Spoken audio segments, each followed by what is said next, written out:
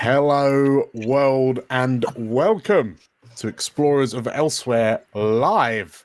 I'm hoping that I'm in everyone's ear holes and eye holes, along with these five beautiful creatures that we have here arrayed with me. There's someone let me know if we're coming through while I introduce. So, yes, hi, welcome. For those of you who are watching, hello. And I would love to introduce myself, DM Dan, and directly below me we have Livy. Hello. And directly beneath her we have Theo. Hello. And across the way from me we have Nate. Hello. And below Nate we have Georgia. Hello. And right down there in the corner, snuffling on some scraps, is Tim. Hello. hello. Welcome. Hello. Hi. This is our third episode of our third campaign, Explorers of Elsewhere, the Titan Isles. We are once again returning to play some Daggerheart for you. We have, well, we've completed 2 episodes, and in that time our 5 adventurers here have begun to become acquainted with the streets of Dawlishal, our happy little place of paradise, over on the side of the peak of a mountain poking out the sea, facing the titular Titan Isles across the sea. And you've met some people, you've met some pirates, and now you've met one particular pirate who seems quite poorly. Yeah, he's not having a good day.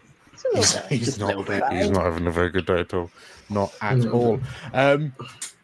So with that in mind, who wants to, because we left it on a bit of a cliffhanger last week, who wants to jump straight in to see what we can do for poor mad Carrie-Anne? Yes, let's Let's go. do it. Yeah. Cool, let's go for it.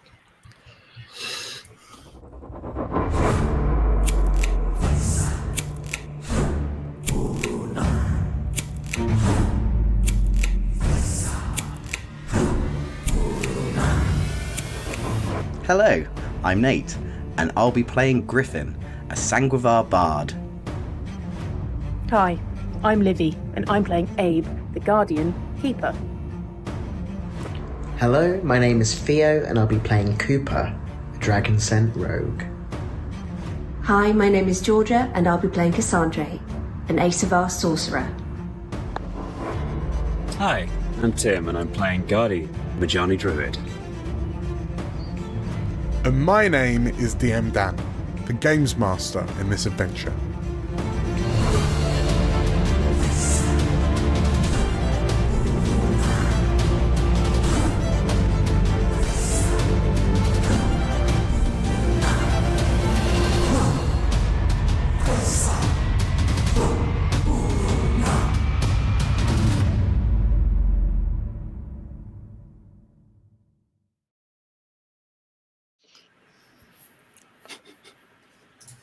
Many people wiser than that is the wrong intro. Professionalism right here. Primal is arguably the least well understood magic source in the lands of Elsewhere. By comparison to divine and arcane, practitioners of primal magics were often seen as a bit odd, old-fashioned, or too trusting in archaic or esoteric ideology. When the events of the eschaton came together in the reality-warping crescendo, no one would have anticipated that the emergence of deities brimming with primal energies of Elsewhere herself would prove to be the deciding factor in tipping the scales in Aya's favour. In fact, to many, the emergence of primal spellcasting was seen as a brand new development in the annals of history, or rather than something that has always been. Due to the scarcity of well-considered knowledge of the primal, its effects on the world can be that much more breathtaking, for better or worse. what primal mana is truly capable of when wielded by gods, let alone mortals. On a rooftop above the markets of Dawlishal, our adventurers are witnessing firsthand what even a residual amount of primal magic can do. And so we find the 5 of you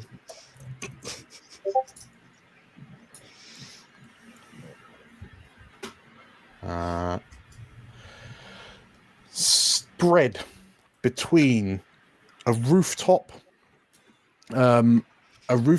of a building that borders on the edge of the markets, like the marketplace area of Dawlishal, known as the stalls, and in the market itself. We find Cooper and Cassandra, you are currently on ground level amongst the market stalls, surrounded by sort of like the panicked cries and exclamations of the dwellers, the other citizens in the marketplace. You can hear sort of like stall vendors kind of calling out to one another in confusion. The young keeper lady you've been introduced to as Clear Waters, she's stood behind you looking somewhat confused. But all attention is focused on the nearby roof, where astride a beautiful white-furred llama of impressive size, with a crystalline horn jutting from its forehead, sits Abe, our keeper guardian, and Griffin, our Sanguivar bard.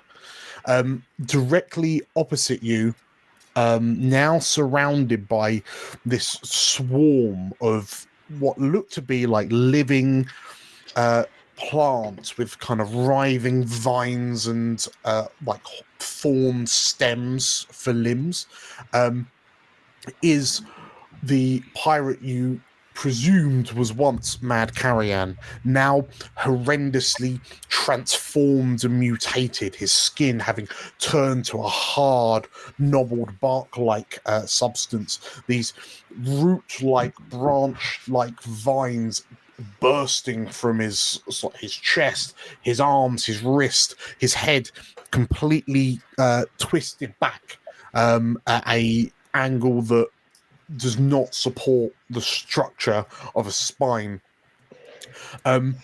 His facial hair having turned into almost like a green vine-like ivy that's emerging from his face. And Mad Carrian has just released this noise that is shrill and hurts the mind. And with all that in mind, as Carrian the creature that once was Carrian releases this fearsome scream, I'm going to immediately spend one of my fear to activate and let me bring out the combat tracker.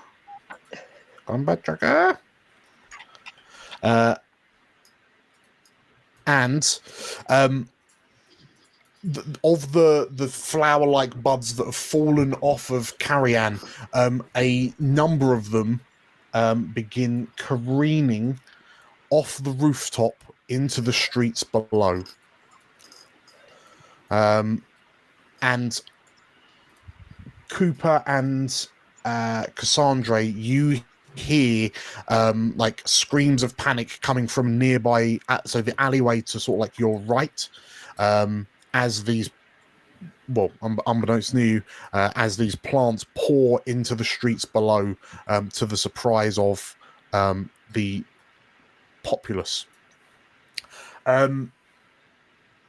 Then I will pass to the players. Who wants to go first? Who wants to step in?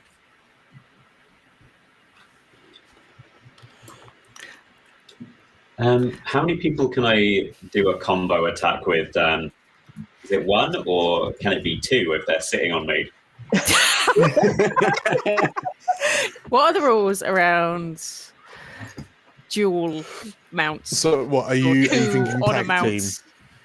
Can we do a triple tag team? The stack. Can this be done? You know what?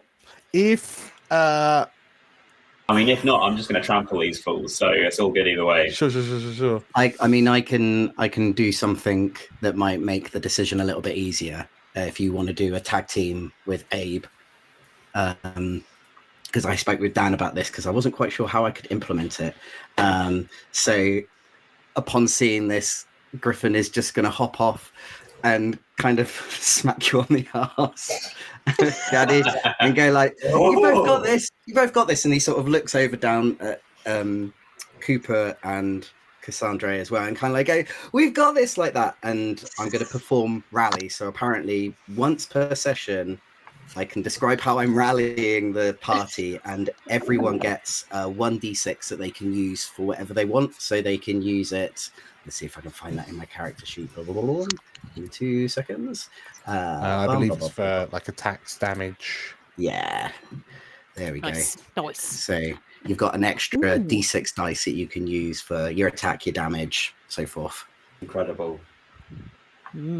Damage, tasty. Well, okay. So if everyone's now supercharged by Griffin, Griffin, do you want to take a turn to do something else while you're rallying? Oh yeah, let's do something. Let's go. Let's go for Griffin. While I'm rallying as well, I'm going to play an epic song on my concertina, and that makes all close range targets temporarily vulnerable. Okay. What range? Sorry. It is close range. Close Be range. that one. There we go. So an which epic is basically all of the sproutlings and carrion. So basically everyone on this rooftop. Yes. Yes. The song he's going to play is an epic song about, let's say about five explorers that took down a mage that had betrayed them, and took them down in a town somewhere far away. Okay, amazing. Okay, so as an epic song echoes through your ears. Tell you what, between Guardy and Abe, who wants to go? Because I'm smelling a tag team. By the Good way, question. Yeah, Livy, do you have a cool thing that you wanted to do separately, or do you want to tag team and squash this man? Let's tag team, and I'm happy to. Are you trampling? I have a trample attack I can Fabulous. use. Well, as you trample, Abe can slash, and we can do the old trample and slash. Hell yeah. Yeah. The I'm just going to run age-old towards trample Carrion, Yeah, we're just like scything the weeds. hoping that our combined 700 pounds of weight will do something here. We can only hope. Okay, so it's officially Guardy's turn. So we'll switch it over to Guardy, and then Abe. If you're going to trample him, Livy, if you want to have Abe tag team along with Guardy, Yes. by all means, spend your 3 hope, and then. So how's this trample? How does it work? So So I can move up to close range in a straight line and make an attack against all targets within melee range of the line. Perfect. Don't forget that vulnerable means that all rolls targeting those that are vulnerable have advantage Ooh, as well. Yes. lovely. So yeah, I'm just going to extra D6. move forward with speed and intent. So yeah. Oh, sorry. There it is. How does it work with the tag team? So basically, someone tags in with you. So we if you're both roll and we take tag the teaming an best. attack, yeah, Oh. you both roll. We take the best, and both then heal you our add damage, your right? damage together if it's good enough. Amazing. I was a crit, so Nice. Oh no! Oh boy! Sorry, just checking what I need to attack with on I don't think my you llama. might get a crit as well, Tim. That would be great. That would be good. We'll see what happens. Where are you? Powerful beast.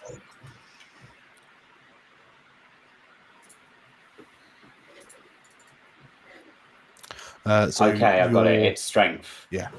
Right, lovely. Yeah, in your mighty strider there should be a trample like weapon item. It's got a there little so bug is. icon. Thank you. Advantage, yeah? So yes, Oh, correct. incredible. So I'll move you through the throng. I guess we just spoke over with the crit, though, I assume. I would argue, yeah. Can we take the crit, please, Dan? Yes, you can. So Sweet. Livy, so Abe gains a hope for the crit, and then that is a crit for 23 plus advantage. Yeah, Livy, if you roll your damage, and Tim has just rolled 11. So crits are basically maximum damage plus what you roll. Plus what you roll. So 17 plus 11, 28 for Tim. 28 for, sorry, 20. 28 for Gardy. I rolled a 14. Plus. That'll be 16, 17, 18, 19. Yeah. So 33. So 33 from Abe and what did I say? 33, and then this is so that's 40, 50, 60. So 61 points of damage. Just a little. Not just a little bad. baby. Not bad. Little baby 61. Not too bad. Mow through that man. just a few. Okay, so Griffin, you've hopped off onto Abe's gone as well. So you've hopped off onto the barrels as like Gardy and Abe just go barreling through these sproutlings and Mad Carrion. Suffice to say, it is a hit. Suffice to say that 61 damage is severe. Suffice to say, that is more than double the severe of the sproutlings. So we will take 4 damage on the sproutling horde. So under your hooves, Gardy, no less than 8 of the sproutlings are crushed under hoof. Incredible. So Smash, there's smash, just smash. two left, and then poor Carrion, he will also take 4 damage. Abe, as you swing with your ironically your wood chopping axe, Just as my you little swing wood at chopping this axe. bark like man, and you lop. Well, tell me what the axe does to Carrion. I mean, how bad is he? Is he pretty bad? Well, you tell me. He's pretty bad. So the it is Abe's wood chopping axe, so it is very good at chopping dead wood. And as he strides along, I can imagine it might get stuck. It might get stuck in his shoulder blade of Mad Carrion, and then Abe uses a boot to just take it out again. Sure. To kind of, as he comes along, kind of gets stuck, and then he's like you would with wood, just kind of boot in, and then ready for it. Sure. In which case, with the momentum of you being carried into battle on Gardy's back, like as you plant your boot in like Mad Carrian's chest to retrieve your axe from his shoulder, you can see that Carrian's left shoulder has split. You've quite literally like split the log, and there is this dark. It looks like a dark redwood that's Make a table oozing out of him. this Oh, this maybe not. thick kind of oozy sap-like substance. But the red is a bit too crimson, a bit too saturated to look entirely natural. But rather than seeing kind of flesh and bone, it looks like the inside of an old tree.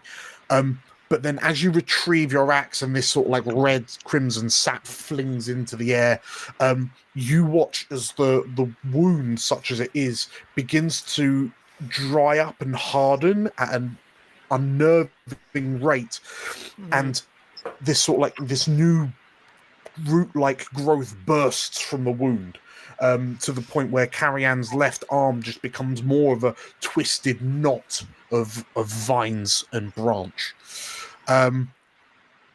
And as that happens, just real quick, I'm going to trigger, because I should have done it earlier, a countdown loop. Actually, I will... what will I do? I'm going to trigger that countdown now. So what have I rolled? He's rolled. There we go. A 1. Okay, cool. Okay, so in that case, yeah, Abe, you've just retrieved your axe, and from this bursting wound, the countdown will tick down. No one's rolled fear. Okay, so these vines of these branches have kind of burst out of his shoulder and are whipping wildly. But you also notice that he seems to be aggressively adapting to the attack. Love that. Love that for him. Sorry, I should. Oh, sorry. There's a few things that I should have asked for. If I could, from Gardy and Abe, also, could I please have a knowledge reaction roll, please? Oh, I'm not very smart.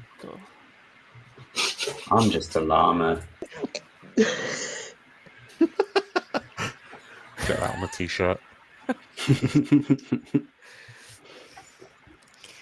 Okay, Gardy rolls a 9 with hope. Well, it's a reaction roll, so there's no hope or fear. Gardy rolls a 9, and what does Abe? 14. And Abe rolls a 14. Okay, so both of you have unfortunately failed. Like you yanking this axe out of him, the fact that this Carrian seems to be kind of partway between tree man, like pirate. There's something not right here, but both of you need to deduct a hope. As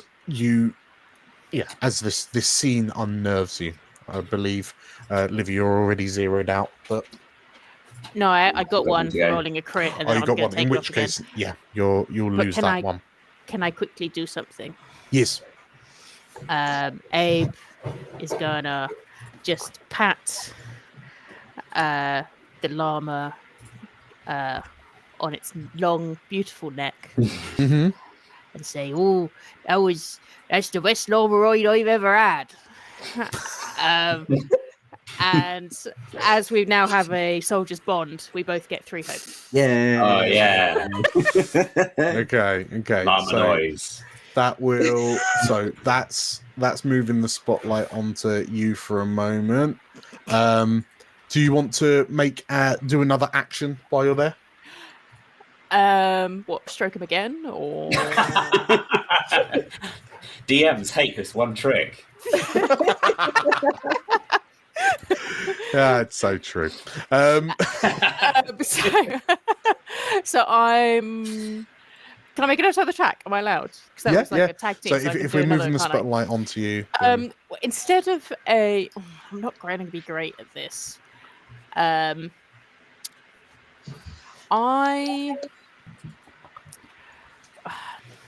as I'm quite close up, can I do any kind of like insight roll into as we're close up and he's got right to his chest? If Abe can see anything about this new trinket that was talked about around his neck. Yes, you can absolutely do that. I would argue that if you're kind of like in the heat of the moment, if you're trying to sort of like focus on a particular part of Carrie-Anne, then I will need you to give me another knowledge reaction roll as well as his unnerving visage comes back for seconds. Yeah, you can absolutely roll the instinct check. 17. Was that the instinct or the? That was knowledge. That was That's the knowledge. The check. reaction roll. That's the reaction roll. Sorry to make sure that I don't get scared. No worries. So in that case, that you've now like there was that initial kind of flash of panic and revulsion, but your sort of like your psyche now seems to be kind of making more sense of what it's seeing. So you don't lose a hope. You have succeeded, and you will no longer be affected by Carrie-Anne's unnerving visage. So please, by all means, roll me an instinct check to see if you can find out what's happening with this pendant. A 15 with hope. You gain a hope. And that is high enough that you can see that, around, like, it's more kind of easy to see given that his head is kind of out of the way. But you can see what looks like this bone, this like pendant around his neck that's comprised of, like, hanging from the rope, from the string, is like what appear to be like three wooden claws. And perhaps what draws your attention to them, what you tell me, what is it that draws your attention most to them as you spy them on his like collarbone? That they are pointing inwards. Yep. And they look like they are almost like vines of their own, but going into his skin. Like he's got vines coming out of him, but they're more like vines growing into his own skin. Very good. Okay, yeah, I'm loving that. So yes, it almost looks like these claws have pierced the flesh, but there's clear, almost like root-like protrusions growing under his skin, like the veins of a leaf. And on the three kind of wooden claws, there appear to be like slightly glowing kind of green runes that are just sort of like gently thrumming with energy, and you can almost see the energy being pulsed into him from this necklace he has around his neck. Very interesting. Very interesting. So, with that in mind, who I will say that there's kind of, I say, while this is all happening, Cass and Cooper, you can hear some sort of like panic screaming in the streets nearby. Do either of you want to jump in? I think Cass is very ready to start having an argument with Cooper, to the extent where she looks annoyed when things start flowing over the rooftops and panic screams come from behind them. She gets out her gun and she says, "Are you going to help?" Of course I'm going to help. What do you take me for? Are you going to help this time? If I throw you at something, are you going to help, or are you just going to stand there? What were you expecting me to do exactly? I thought it was obvious. If I throw you threw my body on the floor. Yes, exactly. I'm There's sorry, no time for this. to pay you. Oh God, great. no time for this. We'll talk about this later. I think we need to go figure out what's going on with everyone else. Right. Okay. Come with me then. And she starts towards the panicked screaming alley. Sure. So I will say that your you it's probably going to need to be okay. So the streets are like there's more people in the streets than I have tokens on the map for sure. If you want to, you can either kind of in inverted commas take your time, or if you want to rush through to try and get to what the cause of the panic is sooner rather than later, by all means roll me an agility roll. Yep. I will also while you're doing that, just because Not great for Cass. Just falls Oh. over in legs. Immediately just just I don't know why as that's come up. I'm so sorry.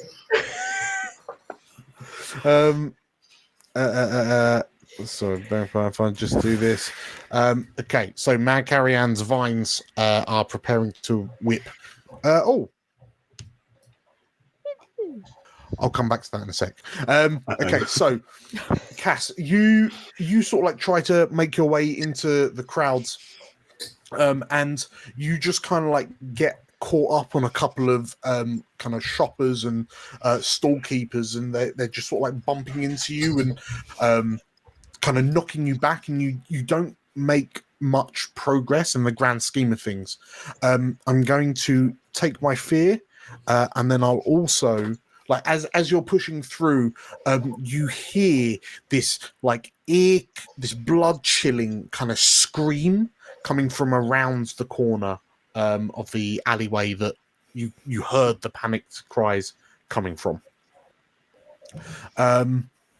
Cooper? Mm-hmm. Oh, actually, sorry. There was a fear rolled. Up on the rooftop, at the sound of the scream, I'm going to re-trigger Mr. Carrian, and he's going to. So those whipping vines that had erupted from his shoulder, they will. They basically swing out in a large sweeping motion, and I'm going to. So they immediately kind of fly out towards Abe and Gardy. So this is a 20 to hit the two of you. Yeah, that's And a good one. worryingly for you, Griffin, you are in range as these vines extend almost 20 plus feet to sort of like slash at you from a little way away. So 20 to hit all three of you. And for those of you it hits, you take 16 damage. That's sure going to be a lot of damage. minor damage for me. I'm going to spend an armor slot. Won't take anything. Okay. That's Cool. major for me. It ain't nothing. It ain't nothing to an Abe. Yeah, Okay, I'll so spend an if armor you're- slot to knock mine down to minor as well. Minor, okay. And Nate, does that hit you for minor? What, major? That hits me for major, yeah. So I will spend an armor slot to get me down to a minor. Beautiful. Okay, in which case, so targets that Mad Carrion succeed against, so Griffin and Gardy, as these kind of vine-like claws slash at you, the suddenness, the shock of it also causes the two of you to lose a hope. Little hope leech, this guy. Yeah. He is. And I've restarted the loop timer, so the vines then sort of like retract back into his Carrian's shoulder, and you can now see that they're beginning to sort of like grow and like re-energize over a short period of time. I will now jump back to Cooper. Hello. Can I see if Cass is struggling to get around the corner? Can I help her? Yeah, so currently Cass is like there's a bit of a scrummage, there's a bit of a scrum of shoppers and store attendants that are kind of like running in different directions. A lot of them are running away from the sounds of the screams, and Cass is kind of caught on a couple of people. She's trying to angrily shove and it's not working. Yes. Right. Okay. I think he'll be like steaming ahead and realize that she's not behind him. Stop and turn around and be like, "Do we go up or round?"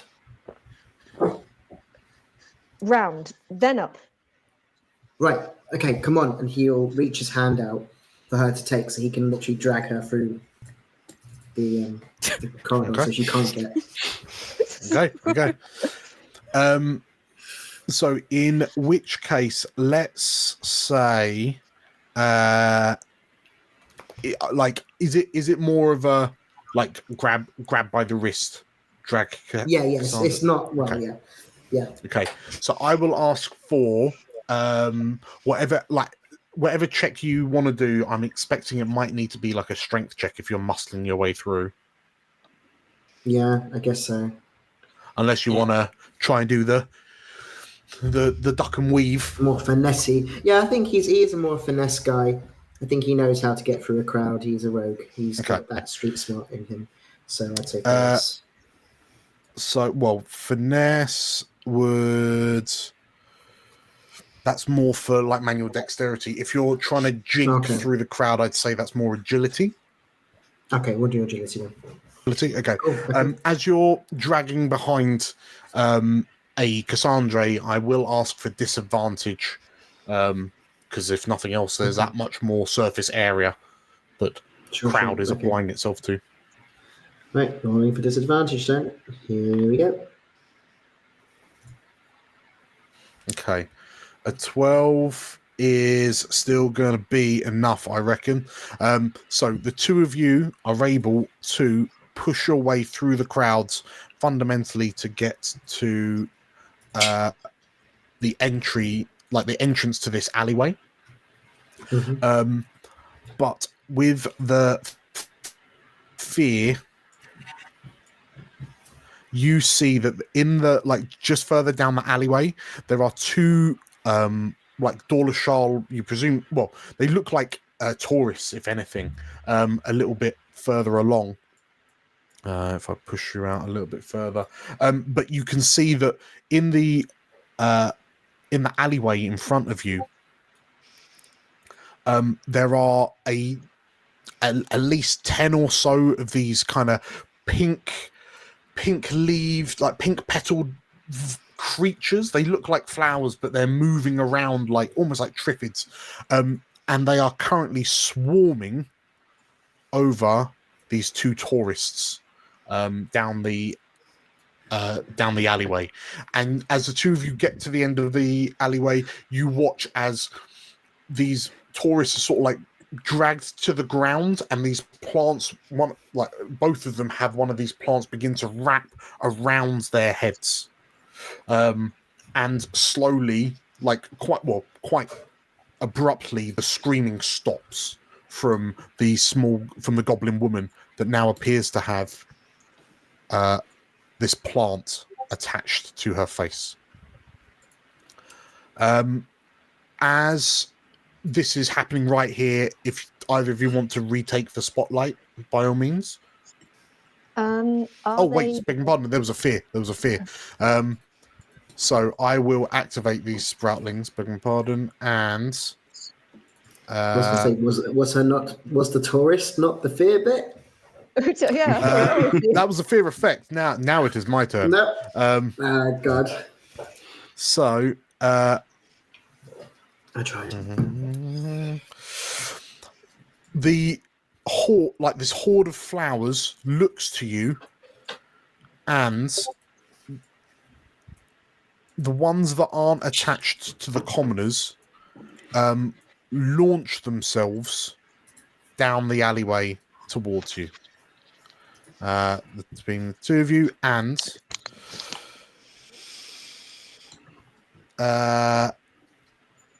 let's go for. As they go, their petals shake, and these spore-like things begin drifting off to them. In your almost as if they're firing them at you. I've rolled a crit. Oh no! Oh, Okay. Oh, Okay. Why do you look so happy about that, Dan? So you oh boy. So you take this much damage plus 16. So between the two of you, you take 30 damage as this barrage 30 damage. of poisonous spores Oh my god. attach themselves to you. Dan, what can I say? Okay, I don't have enough armor You could have slots. just said. I mean, If you didn't like us, man, like I know they're annoying, but okay, I'm just gonna have to take the hit on this because I don't think I haven't got the armor slots to reduce it to a major. It's severe damage. Unless are we splitting it half and half to 30? No, Or that is is it we each. take 30 each? Okay, That cool, is that's each. fine. Okay, that's 3. That's 4. I already had 1 HP. So I'm on 4. I'm at 4 out of 7. Have you not got If I any get armor hit again. Oh, I have armor, but I can't. You can't. Is it 1 armor slot to reduce to the next section? Okay, Yeah, that's just fine. take one. Yeah, so You can only it's- allowed to use one, but you just take one and Yeah, it takes yeah. you down a notch. yeah. That's very helpful. So you only take thank major you, but, damage yeah. instead of severe. God, I was going to say, how have you used all your armor slots? yeah. on flowers. You've done, Theo. He's taking emotional damage from Cassandra. It's true. It's true. So Okay. I should also say so both of you are marking marking HP. Like both of you took damage, right? Yeah. Cool. So I say cool. I then gain a fear each. So I'm now up to 7 fear. And I will now pass back on. Do the two of you want to immediately retaliate, or are we happy to cast the spotlight to the rooftop? Are they within melee range? They aren't. Yeah, they're now fundamentally. There's 8 of these things just swarming you. In retaliation, can cast Preservation Blast. That sounds devastating. Absolutely. What does that do? So make a spellcast roll against all enemies within melee range. Any you succeed against are hurled into far range and dealt D8 plus 3 damage. Okay. Yeah. It's going to blast back a bunch of flowers. Wow. They're nasty flowers. They did some nasty ass damage. Remind me as a sorcerer what my spellcast roll. That's just a normal roll, isn't it? Your spellcast is instinct, I believe. Instinct, yes. That's a 12 with fear. Okay, bear with me 2 secs. 12 with fear.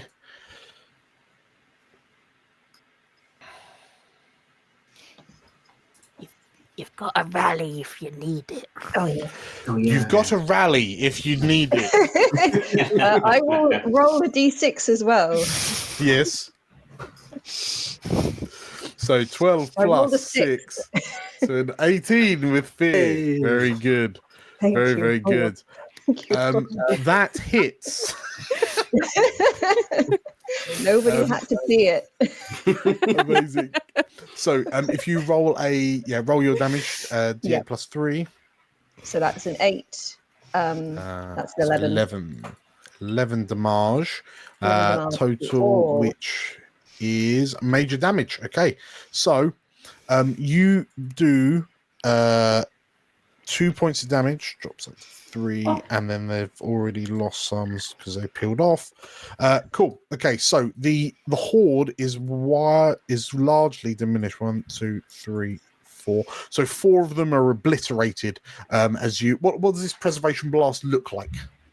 I think it's you hear like a rumble of like very close thunder, and it's just like like the impact of a lightning bolt is like that, but it blasts out from Cass and it just sweeps through this horde of approaching flowers. But it seems to kind of sweep through Cooper without touching him. Okay. Amazing.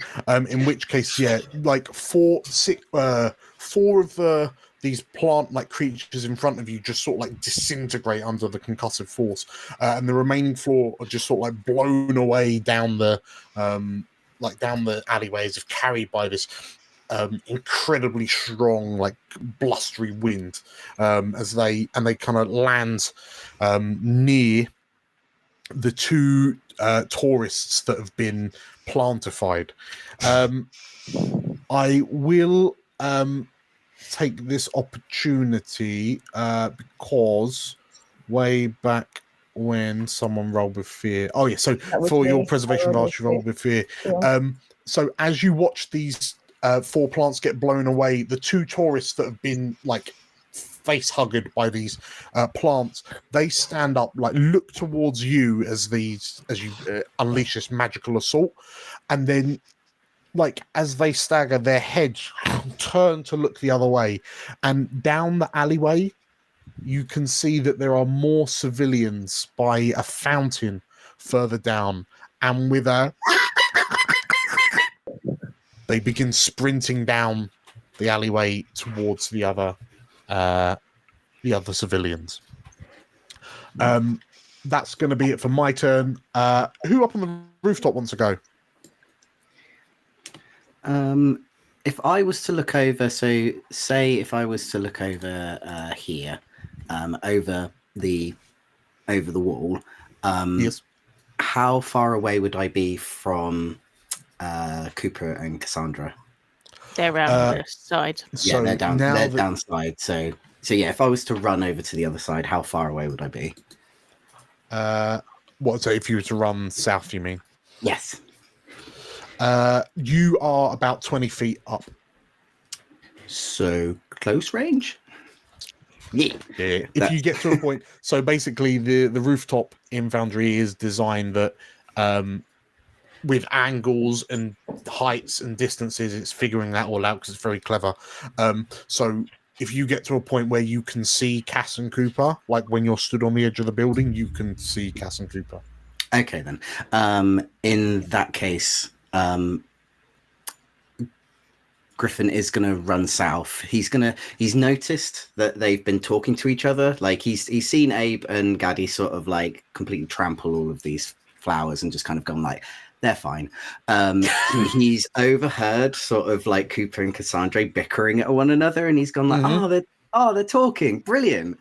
But then he sees them running along, so he's going to follow them sort of like along the wall on top of the rooftop, and go down to the south. So he's just looking over the wall, so he can just see them. Hopefully. Yeah. So 30 foot gets you to there, give or take, and you should. Let's push it a bit further. You can just about. You have to like lean right over, but then Coop and Cassandra stood at the end of this alleyway.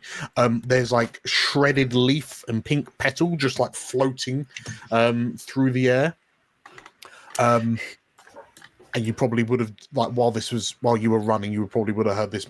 Well, you would have heard this massive like concussive boom come from that alleyway, and I assume Cassandra is in a cool just cast a spell pose. Griffin is sort of like he's poised to do something. He sees that and he just kind of goes like, oh, wow. He's really impressed by it. But then he shouts down, he's like, Cooper, you all right? You all right? You look a bit got attacked by a flower. I hate this place. I'm supposed to be on holiday. It's all right. I got you, buddy. And I'm going to cast Inspirational Word to spend one of my 3 tokens and give you back a hit point. Oh, thanks, best buddy. best friend. Okay, so Cooper's going back up to 5 hit points. Thank you. And that sounds like it for Griffin. Actually, no, you haven't really done an action roll. Is there anything else you'd like to do? Or does that count as an action, do we think? It's up to you. I'm happy for it not to count as an action. Well, tell you what, how it's been a little while. How are Abe and Gardy getting on? Yeah, okay. I think after sort of seeing this amulet, and now I think Abe is feeling more comfortable with Gardy now that Gardy is a llama. Much more comfortable talking to a llama than a person. So he's explaining to Gardy about the amulet. He goes, "Oh, you don't think that's? I think that's what the problem is. I think he's got something around his neck, and it's all like it is. You see that? It's all like yeah, that's what I thought. That's what I thought. Boy, it was all like yeah." As an aside, I apologise. I'm not doing very well keeping track on it. Carrie Ann's countdown at this point has now ticked down to 2. Just FYI. I don't know what that means, but I don't like it. We'll find out, I guess. Something bad happens when it hits 0. I would like. I'm within close range of him. Can Abe make a grab for the amulet and try and rip it off his body, please? You can, yes. If it's a grab, I would. Well, you tell me what stat you're using. Strength, obviously. Can I grab Abe's back and pull and help him? Have you got hope? I believe. Have you got some hope? I gave him I can spend 3. 1 hope to help. Yeah, I can. Yeah, 1 hope. Yeah, that's solitary that's hope. Yeah, no, you can absolutely do that. So Abe, I think, if you're just like proper like manhandling this thing that's emerging from his chest, from Carrie Ann's chest. Roll me a strength check. If Gardy's happy to spend the hope to help, then you get advantage, and that's presumably Gardy, I'm assuming you're just like biting the back of Abe's trousers or something to help give some extra pull. Yeah. Okay, roll them bones. 17 with fear. So I go up. Right, I'm doing a better job of keeping up. I go up to 8.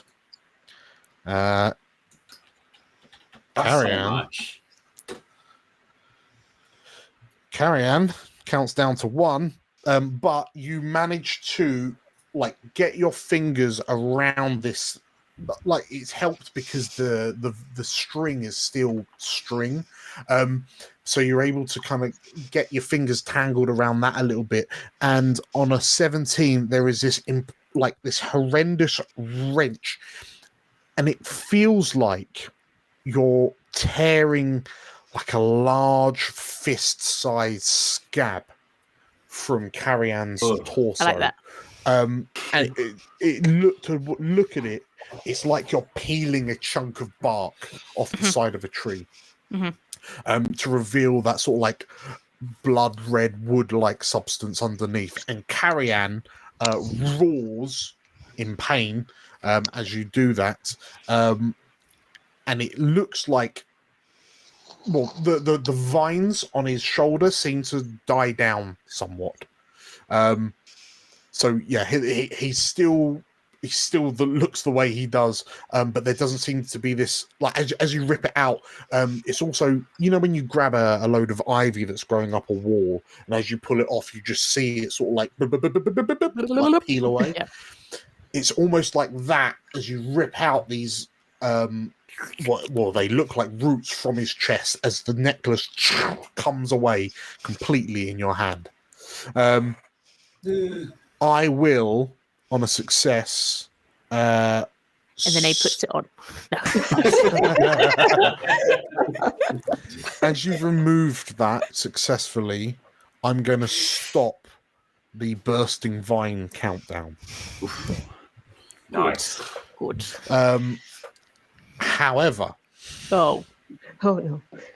However, I will, as you've rolled fear, immediately take action with Carrian, and he, as you rip this thing off his chest and he lets out this scream of pain, you'll actually find it's a cord of the Isles.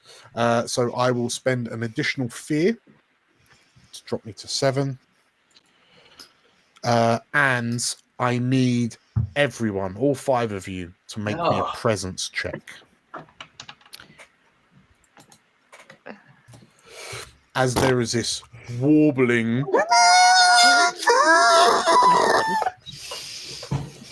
Oh boy. Oh boy. I did 6. I am. Oh boy. Okay, so we got enough. Okay, so Griffin, Cassandra, Gardy, you've all passed. The rest of you take. I can't roll it.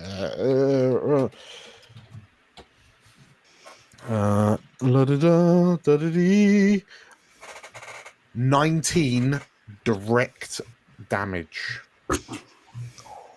which means it is unarmorable. What? Oh no. Oh, because it is straight in the brain. Your minds are sort of like racked with this like warbling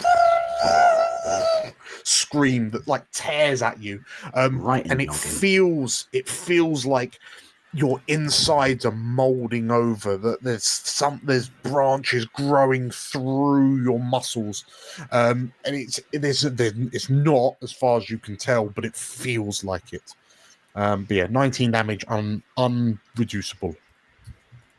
That takes 2 health. And then I'm happy to pass it on to someone else.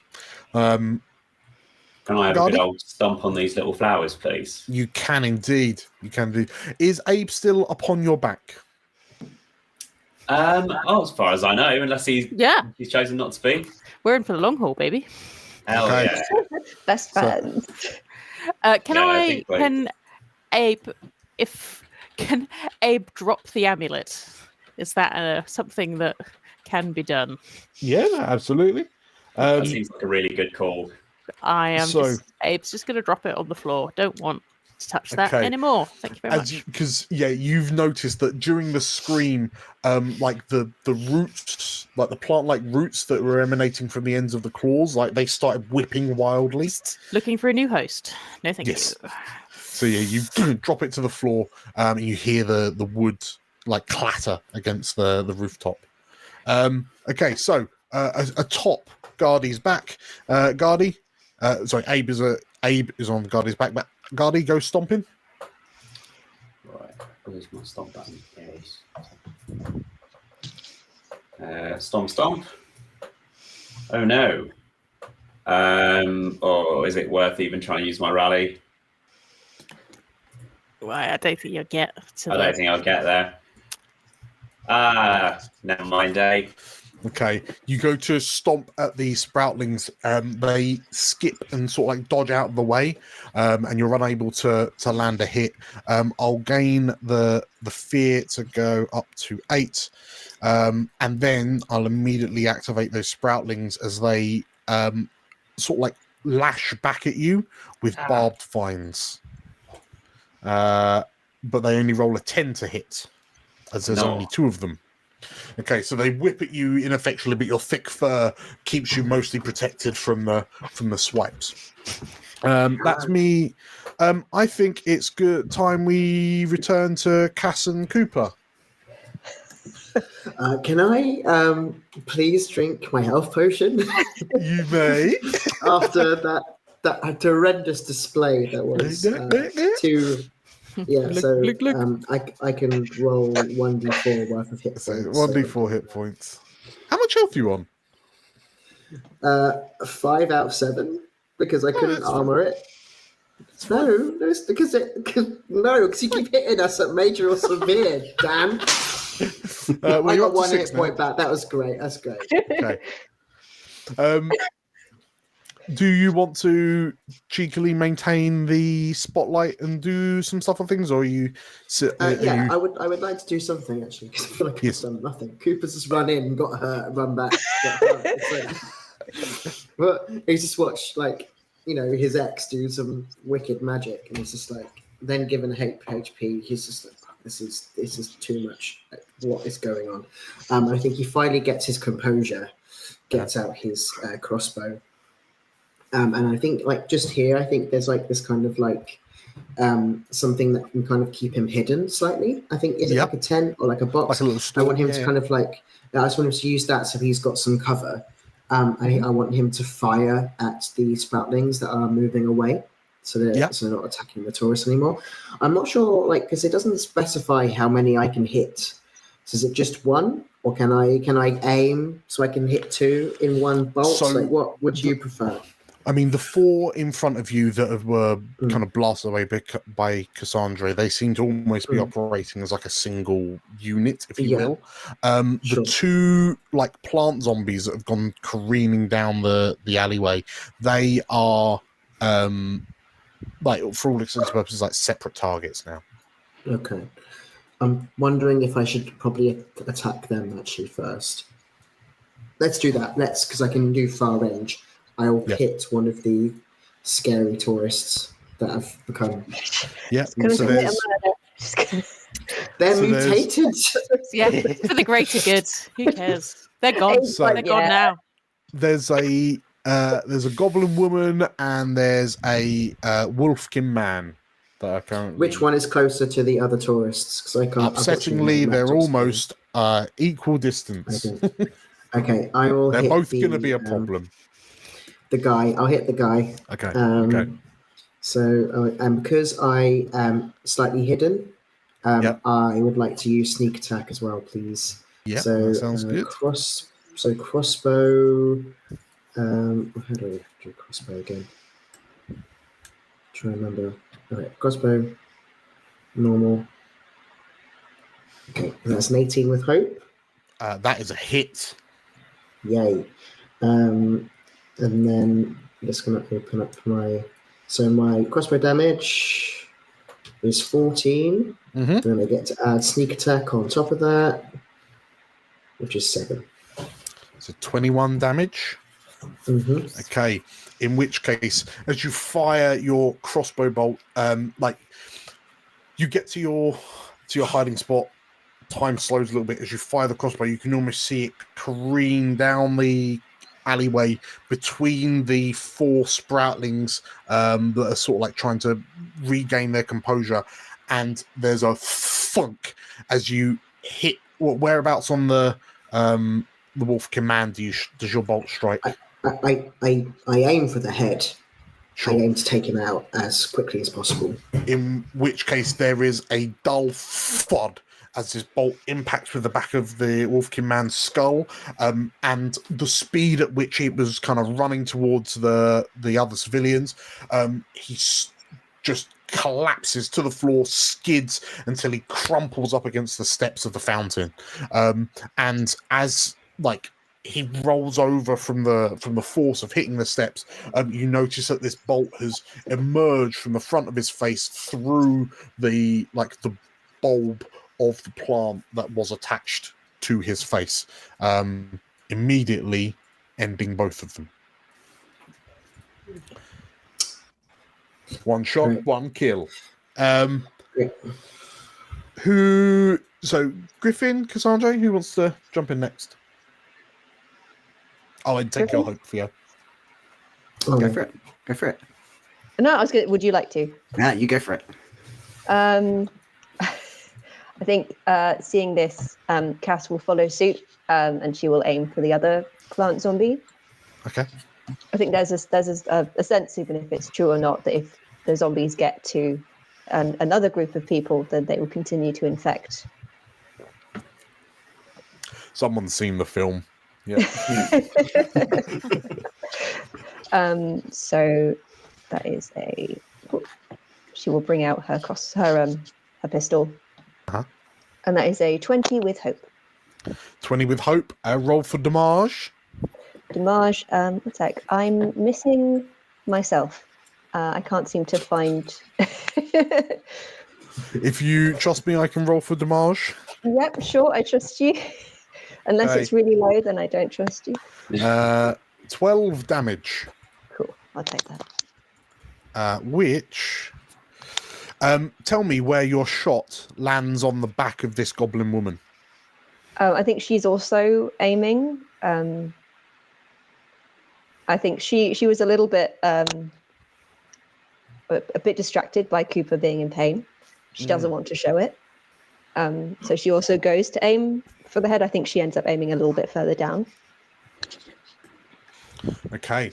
In which case, as you level your pistol, I can only imagine that there's a moment where the camera's looking back up the alleyway at the two of you. Cooper, you on sort of like one knee, crossbow aimed, and then Cassandra, you pistol extended, as the bolt and blast like fly down the alleyway and strike these two like plant infected simultaneously, as the goblin woman goes skidding to the ground and also collides into the side of the fountain, immediately, like her movement stopping immediately as soon as she hits the steps.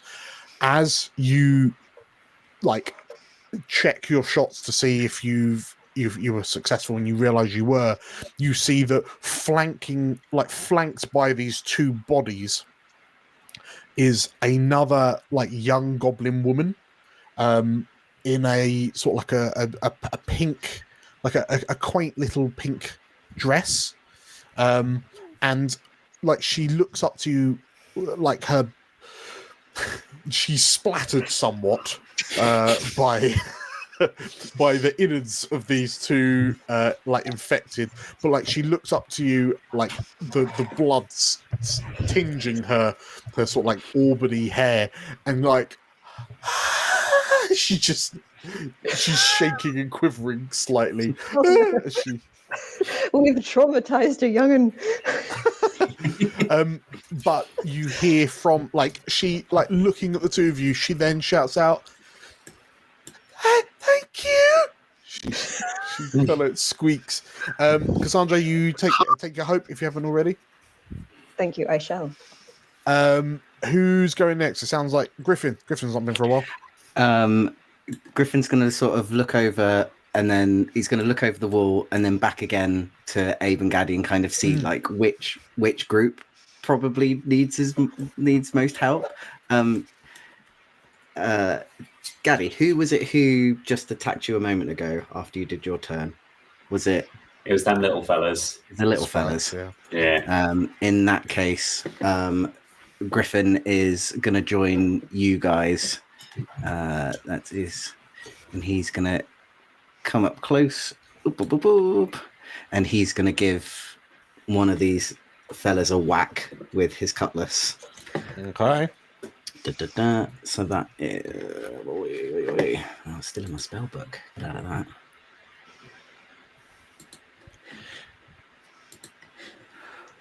that. That's another crit. Nice. Another crit. So you gain your hope if nothing else. Nice. And roll for damage, and then we'll add up. And that will be... So the total damage will be 16. So 16 plus 17 is 33 damage. Yes. Okay. In which case, Griffin, describe to me how you dispatch both of these plant-like creatures. He's just going to come in and sort of give like a big old flourish with his cutlass. He's probably trying more to impress Abe and trying to go like, I can do this too, and just sort of just go, ah! And just probably because they are just flowers, they probably just both of their heads just puff off.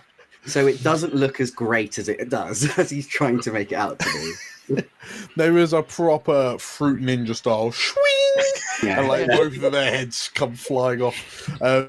Amazing. Okay, congratulations, Griffin, on dispatching those. That was crit. So who wants to go next?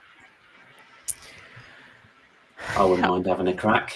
Yeah, let's crack on with this big guy.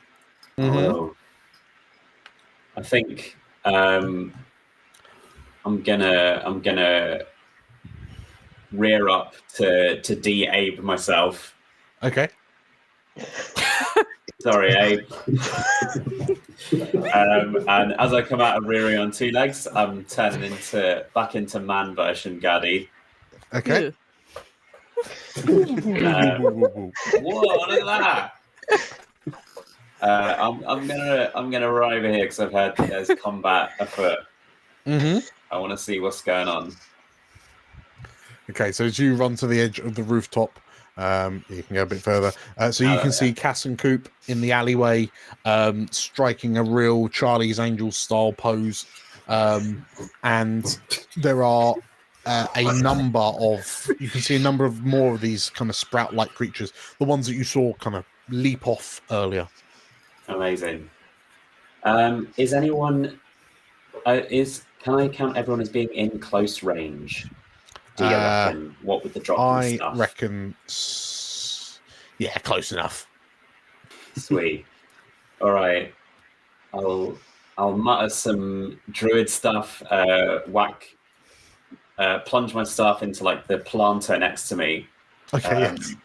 And some green streaks will go down my staff into the ground and then pop up as magical plants around everybody. As I will cast a spell. Don't worry, Don't worry, these are good ones. Cool. So, everybody gets a hit point. Yay!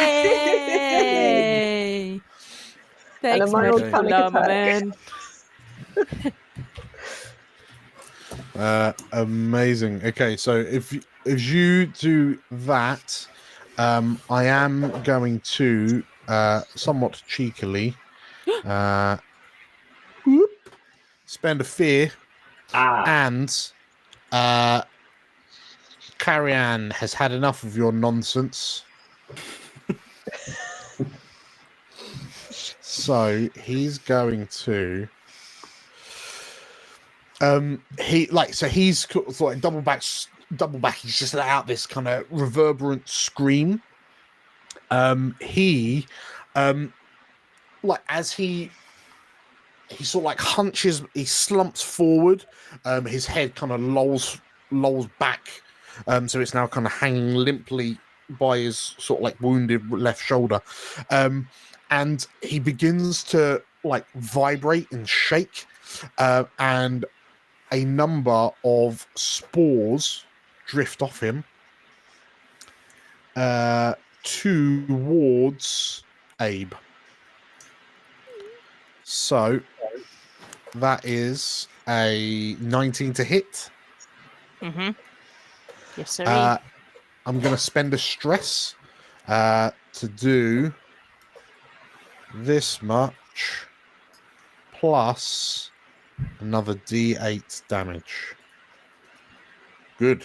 Well done, Mad Carrie-Anne. For a total of 14 damage. Yeah, Abe. that's minor damage for me. So that'll be 1 armor slot. Some shots. Brush that off.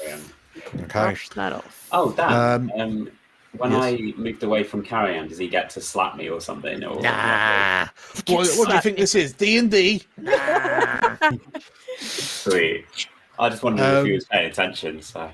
No. You're fine. Instead, I'll just spend another fear. No, Dad. All right, that is fine. So spores have like drifted out towards Abe. And now he sort of like turns around, sees Griffin still sort of like mid-pose, mid-slash, and Just looking at Abe. Griffin, an 11 to hit. No. Okay, you dodge out of the way as Carrie-Anne like leaps at you, and he sort of like his foot catches on the planter that you're stood beside, and like he clatters to the floor, but then in a really unnerving way, he's like skitters, like almost like a cat on a smooth surface for a moment, and then he just like rises back up, sort of like back first, if you will, gets back to his feet. I've had enough fun with Carrie Ann. Who wants to go next? Let me slap that boy. Okay. I mean, you've got enough hope. Do you want to do a tag team? Well, you'd have to. I've already tag team, so I can't tag team again. You'd have to tag team me. No, I don't. So I've tag teamed because I tag teamed with. I spent my hope to already tag team. If that makes sense. So It's fine. so I would give you a compliment, but I've already done that today. And Abe only has one compliment. It's one. Day. And it's one not a day. for Griffin. And it's not for Griffin. You're not a llama. Today or not. I don't think we should have them. I keep forgetting I can do Unstoppable, and I've never done it before. Why? Unstoppable. Unstoppable. Are you gonna unstoppable? I will Unstoppable. Let me get Okay. that up for So, everyone to if you see. click that in, I will set your unstoppable die to 1. So for Livy's purposes, there is a bar on the right-hand side of your token that will rise for each turn you unstoppable. Ooh. Hello. Where is it on my... On your character sheet, it's a feature. So I'll click it through for you. There you go. Okay, perfect. It's in chat. Thank you. Fab. So... Blah, blah, blah, blah. Well, what I'm going to do is I'm going to attack him first. I'm going to go... Axe in the face. Body. Body. Axe in the body. Okay. So that would be my... This one.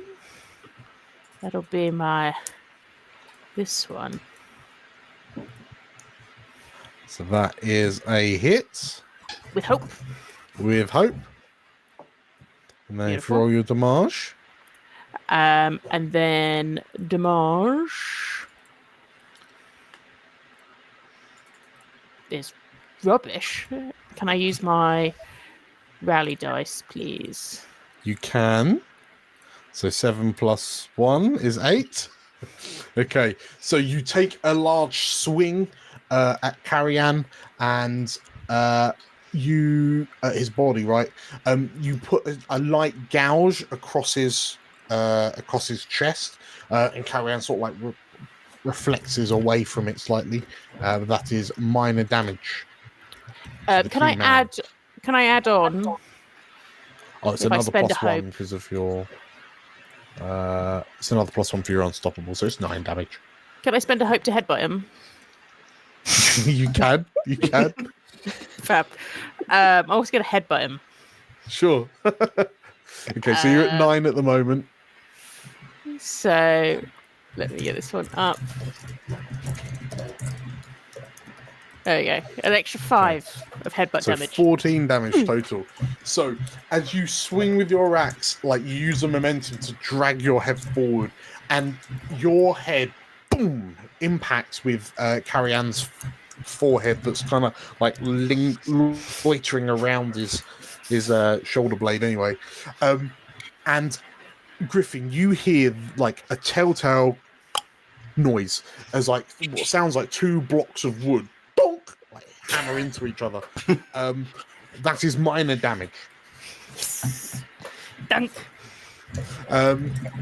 So as an aside, just while we're here, bear in mind if anyone wants to sort of like double turn, if it makes like narrative flow sense, by all means. So given that Abe's just gone unstoppable, if Abe wants to take another crack. Let's go for another crack then, shall we? Okay.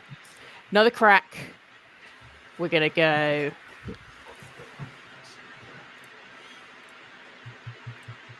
15. 15 is a hit. Fab. With a fear. With a fear, I go up to 7. And a 7 for damage. Okay, that is minor damage. So Carrion drops down 1 more hit point. I will take this opportunity to, as you're like wailing away on Carrion, I'm gonna move the drama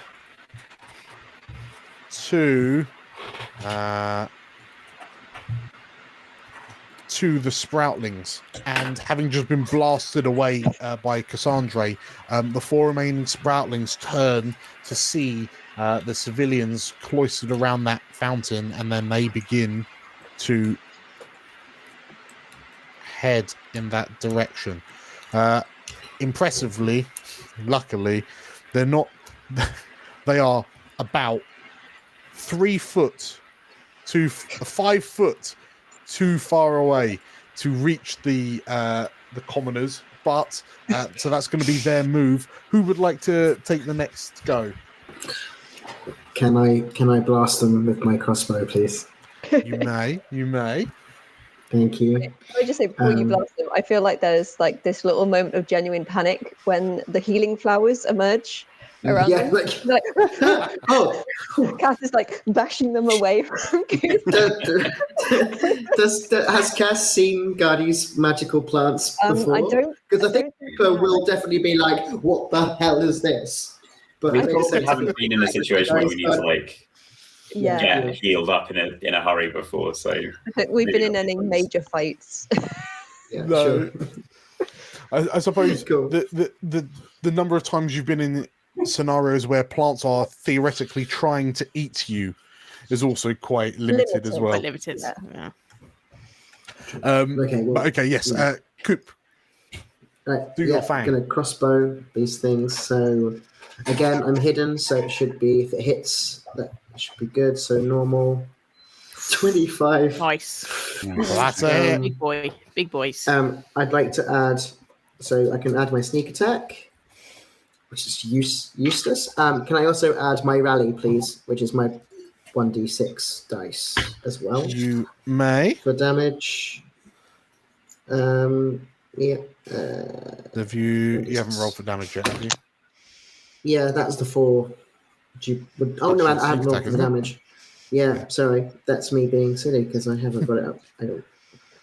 So at the moment, there's 5 damage plus whatever I roll now. Plus 9, 14.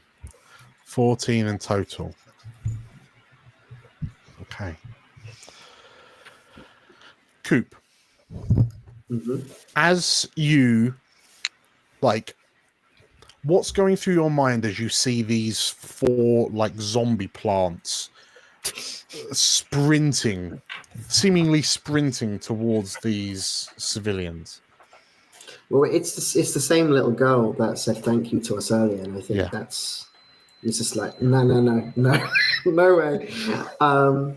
He saw what the other 2 became, which is basically mindless and running, so he's trying to make sure. In which case, as you take the breath to steady your aim and pull the trigger, describe to me how this one crossbow bolt skewers all 4 of them. With amazingness. No, I feel like, because like it looks like the street kind of narrows, so they have to kind of be in like one little huddle together, so it's like in a line. I don't think it takes that much to kill them because they are just flowers. So I think Cooper just very carefully takes the breath and just waits, and he just has to keep waiting and has to kind of focus until they are just in line, and then lets the bolt go. And then, as you say, it just like skewers them all, and then they just hit the fountain steps all together. Okay. Just like that. In which case, as these 4 flowers become kebabbed upon your crossbow bolt, this poor little goblin girl like lets out another scream as this crossbow bolt rattles across the rattles off the fountain steps by her right foot. And Coop, you're able to take another breath in as like time dilation stops and you kind of go back into the present, and you manage to pull off the shot, and the civilians have all been saved. Good. Apart from the two that we had to kill. Apart from the two that got murderized. Take your hope on a job well done.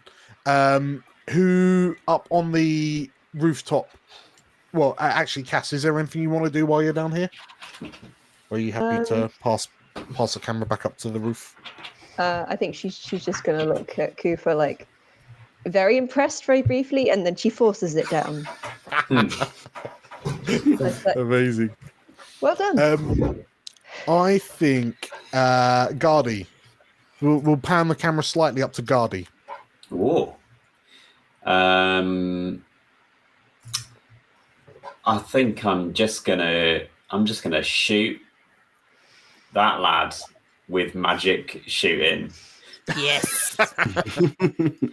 When in doubt, I think shoot. like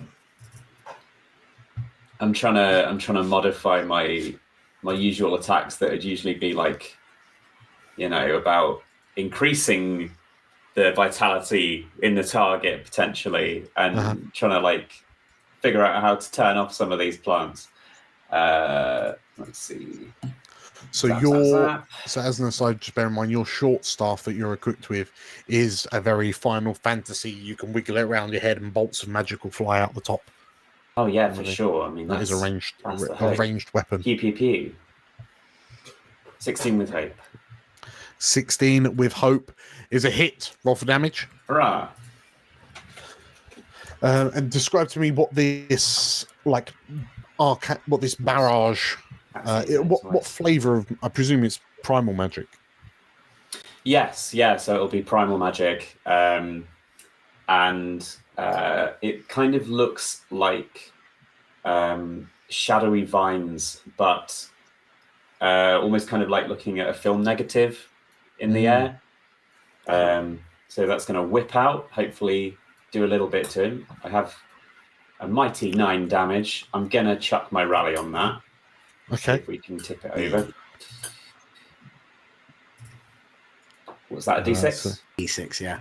6. So 9 damage plus 4. 13. Okay, so these primal blasts slam into Carrion and he's knocked a few steps. The bark absorbs the majority of it. That is minor damage. No. Drops another hit point. You've rolled with hope. So yeah, who do you want to maintain? Do you want to keep hold of the spotlight? Do you want to pass it on? Let's pass that on to my boy Griff. And in the meantime, I'll just lean over and say, "Mad fella's still ticking up here." Okay. As you shout that down to Cooper and Cass in the alleyway, Griffin, what are you doing?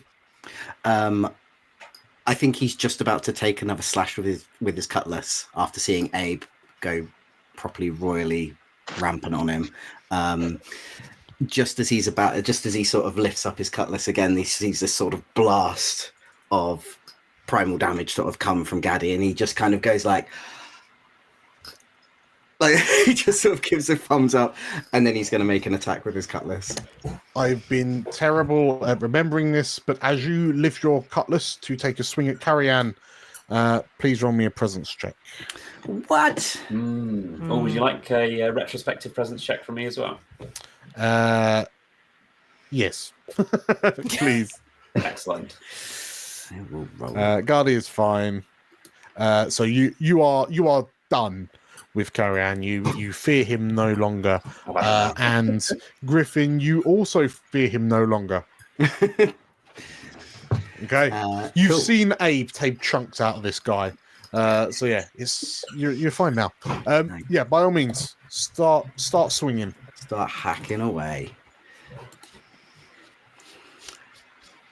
An 11. And I'm then- going to also use... I'm just going to double check.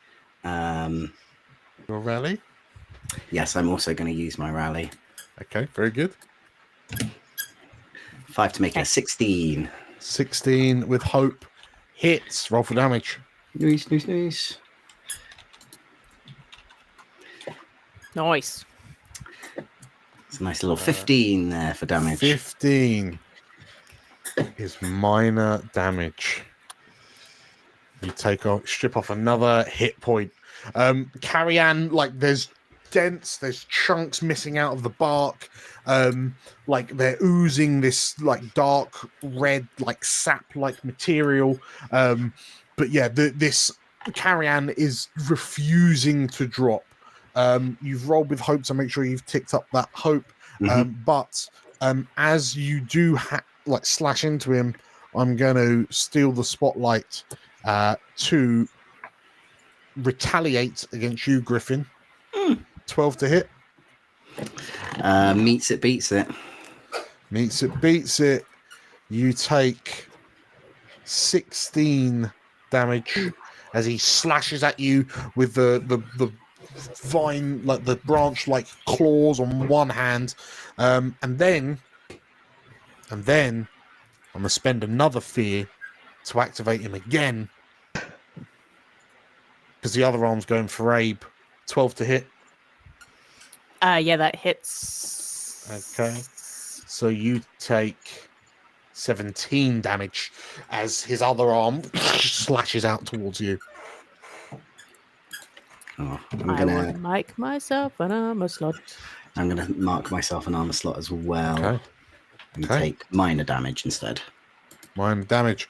That is Carrie-Anne done for. Who wants to take the spotlight? I feel like me and Cass there's a steps, right, that goes up to the roof from what I can see. Yes. I'm going to propose that I turn to Cass and go, we should go upstairs, quick. Right. I think there's like a moment where she makes an evaluation as to whether or not she's leaving him down here. And then she puts out her hand in like a come on then kind of way. And if he takes it, she will try and blink out up to the roof. Oh, nice. Cool. Yeah, he'll take it. Okay. So we'll activate Cass instead. Yeah, if you roll out your blink outs. Yeah. It is say insight is my spellcasting. Yes, correct. So that's a 20 with fear. 20 with fear. So let's just pop that in the chat. Yeah, that will do it. So you need to spend 2 hope to teleport the 2 of you up. Yes. Within far ranges. I think it's one hope because I'm just taking the one creature, so it's additional hope for every willing creature I take with me. Spend a hope to teleport to another point you can see if any. So I think it's one for you, then additional One for them. Okay, cool. Yeah, I can do that. Cool. In which case, with the 2 of you teleport up. I'm going to plonk you on the corner here, and I'm going to set your heights to the right height. But Cassandra, you can basically teleport wherever you like because you can teleport to far. So it's anywhere you'd like on this rooftop. I think it'll be like wherever she can see, so it will be that edge. Sure. Cool. Okay, so Cassandra, you've teleported up there. That is a fear. As the 5 of you come back together, I'm going to reignite Carrie-Anne.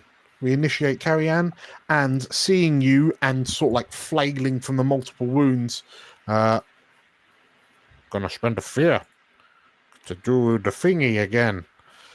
So I need everyone to take a presence reaction roll as Mad Carrie-Anne begins flailing wildly and screaming a reverberant call that rattles your bones.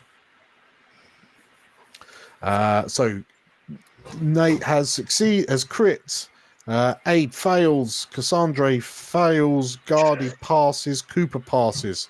So Abe and Cassandra, you both take 2. 14 unmitigatable damage. That is As a Carrion releases this. Really and I will nice. pass play back to whoever wants to retaliate. Oh, Coop. Let's go for Coop. Because Coop, you just teleported Just up. blinked up. Yeah. Yeah, I think Cooper will assess the situation as quickly as he possibly can, and then because people are in melee range of Carrion, he can do a sneak attack as long as he stays still. So he's going to stay where he is, take position, and he's going to do his good old crossbow attack again. So, Okay. So 17. 17 is a hit. Wicked. Okay, let's get the damage up. Damage. That's 6 points, but then I'm going to add my sneak attack on top, which hopefully is a little better. Okay, so 17 points of damage. Okay. So, Cassandra, describe to me what your blink out a moment ago looks like. I think again, it's very lightning like. So she grabs hold of Cooper's hand, and then there's like a crackle of thunder, and in that crackle they vanish, and there's sort of like a spark up on the rooftop, and they just kind of like blink back into existence. Okay. So in which case, as the two of you kind of re-blink into existence at the cracking lightning, you're buffeted by this like psychic scream that's emanating from this like I think this is the first time you've seen him like dragged himself up onto the rooftops. He doesn't look well is the easiest way to describe it. He looks much more kind of mutated and transformed than he did when you were like had him pinned down in the stalls only like a couple of minutes ago, if anything. And like as everyone recoils and like try to cover your ears as best you can to try and block out this psychic assault, Cooper, as you bring up your crossbow, and like you're trying to make sure that you're not going to plug Griffin in the back as everyone's swaying. Describe to me how this happens. Oh, I think he's going to again aim for the head, try and like stop it from the head. So as like Griffin's in front, I feel like very calmly, because Cooper is a good shot. It is something he knows he is good at. He knows that's something he's always been good at.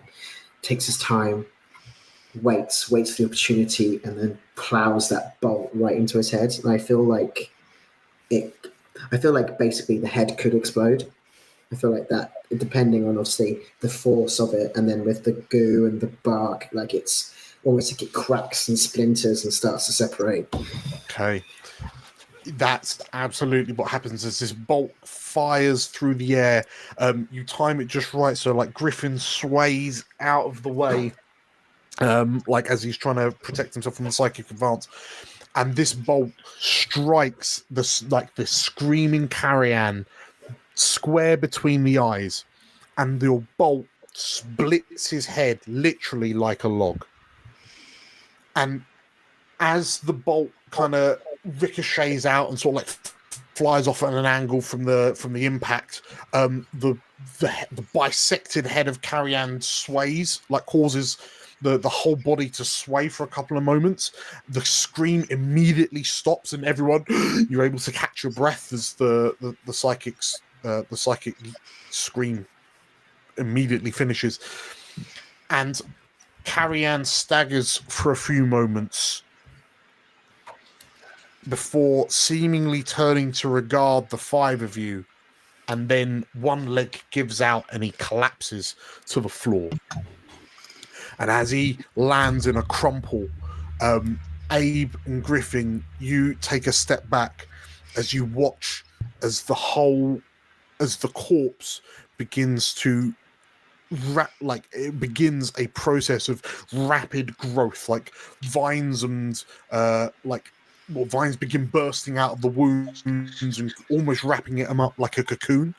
And then within a matter of moments, it begins to mulch and molder until it just becomes this blood-stained mess on the floor. And Carrian has been defeated.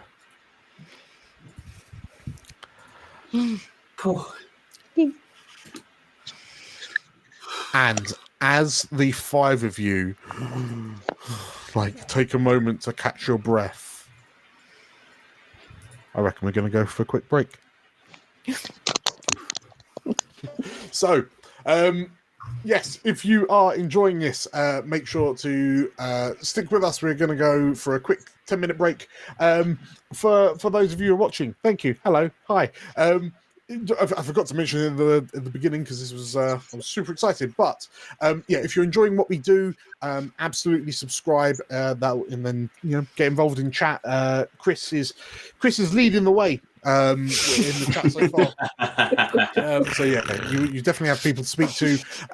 Also, if you're liking what we do, we've recently launched memberships on YouTube and a Patreon on Patreon. There are 2 tiers for either of those, and if you get involved in that, just mean that will help us out massively, as well as also kind of giving you a control, some control of the campaign. There'll be polls, there'll be new content, there's all sorts of things that you'll get as a thank you for financially helping us. And if this is your first time watching Daggerheart, we also have affiliate links sort of scrolling through in the description to Drive-Thru RPG, where you can buy the digital rules for Daggerheart there. It doesn't cost any extra for you to buy it in this way, but using our affiliate link does give us a little bit of a kickback, which is massively appreciated. Right, these 5 look sufficiently frayed and stressed, so we're going to need have a cup of tea after all of that. quick tea break. We will be back in 10 minutes. See you soon. Catch you in a bit, guys. Bye. Bye.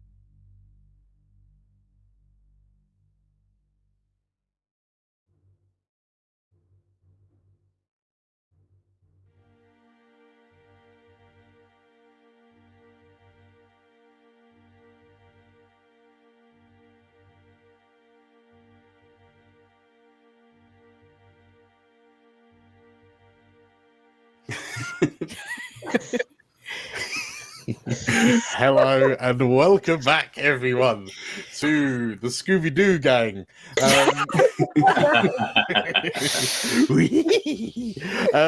Hi, I'm Dear Dan. We are returning for the second half of our third episode in our third campaign, Explorers of Elsewhere, Titan Isles. We are all giggly bitches. It's like a really intense fight. We're just like. Yes, before the break, we concluded a very intense fight with tree zombies and zombie plants. Yes, yeah, that's and everyone's looking a bit haggard. I feel well. Most of our group are looking a wee bit worse 4 for hit wear. points. We're fine. We're fine. You all survived. You all survived. So just before we get back into it, for anyone that's joined us since the break started, hello, welcome, hi, thank you for joining us. We're here every Monday playing Daggerheart for the next 17 weeks until we hit episode 20. And if you're a fan of Daggerheart, we've got an affiliate link in the description. In case you want to buy the digital rules for yourself, which will provide us a bit of a kickback, which will be massively, amazingly helpful. If you're new around here, we've got loads of content, so subscribe. Why not? Go nuts. And then that means you can also talk to our wonderful audience in chat. Hello, all of you beautiful creatures. And you might notice that some of our chatters have got a little icon after their names. They are our beautiful members. Here on YouTube, we've got memberships here and Patreon's levels over on Patreon. And yeah, being a member means that you'll just be that much closer to the action, that much closer to the steering wheel of this campaign.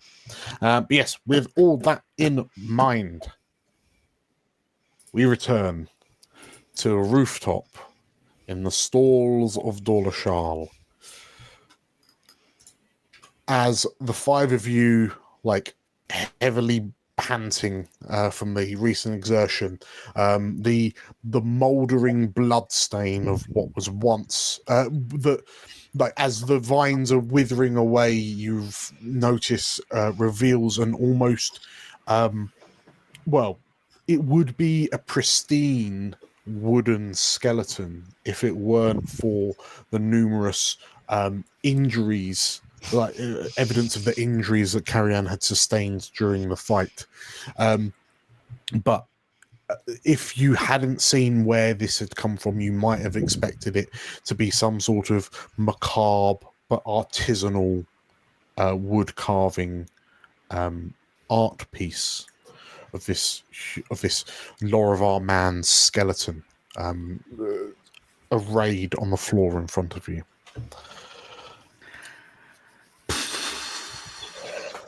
I don't think Ingrid is going to believe us. I don't think he's going to believe us on this. Well, is there anything identifiable on the body that we can say, look, that's definitely that pirate we were trying to find? Like, stick a beard on him. Like, just, it'll be fine. It'll be fine. Did he have a beard? Even have a beard to begin with? He did.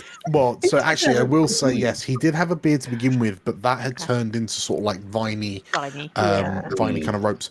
So let's say, perhaps the one thing that notes this as not like a real skeleton is the fact that protruding from this wooden skeleton's like lower jaw and like moustache area is this sort of like parody of Mad Carrie-Anne's beard, but made of like dead twigs.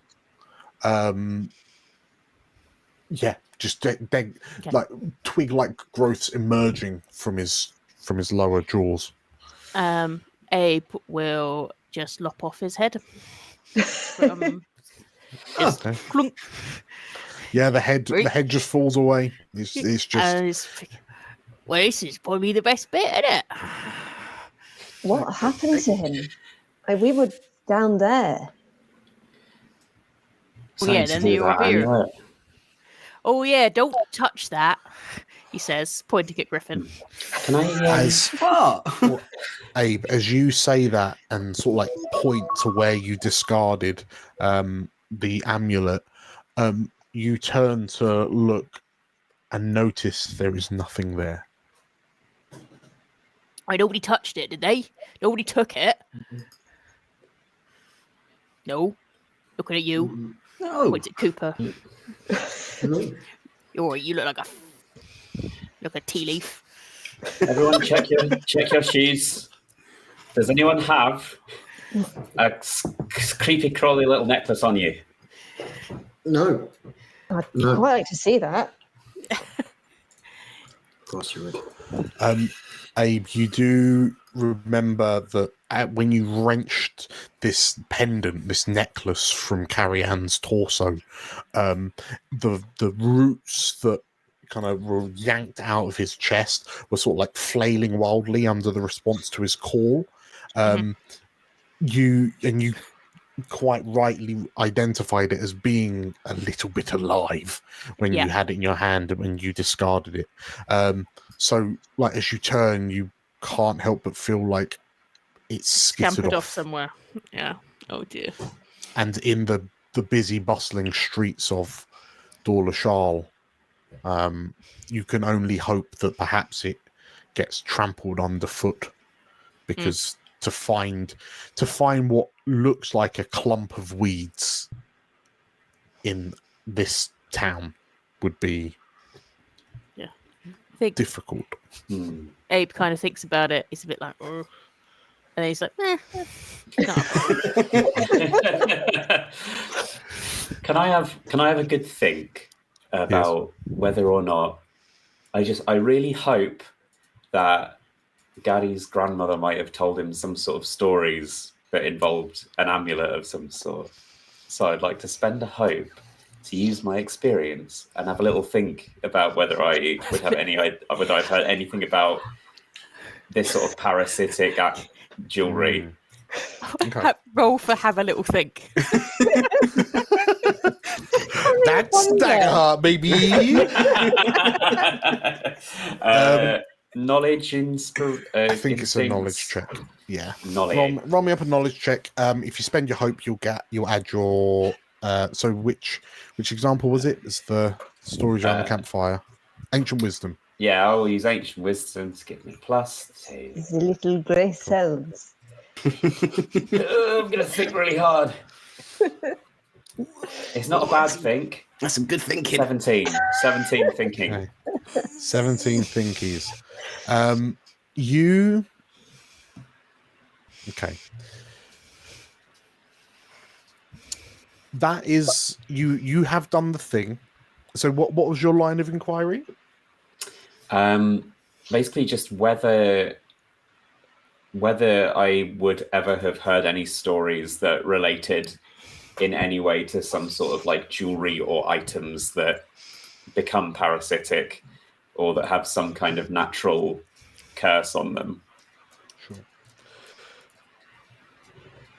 What I'll say then is, like, jewelry per se, no. But off the back of a successful knowledge check, Tim, you tell me the story that your grandmother told you around the campfire once upon a time that backs up your suspicion, and that will become our new truth. So I think that there is the story of Prince Kalan, who bought from a shadowy trader a new saddle for his horse. And as he was riding his horse, he began finding it becoming taller and taller until he was riding on a tree. And that probably isn't literally true, but I'm like, there's something in this. So, yeah, there's definitely, like, that story. Perhaps the horror part is that the prince found himself almost merging with his steed in some twisted natural symbiosis. Yes, when he tried to get off the horse, he found that his legs had become part of the bark. Yes.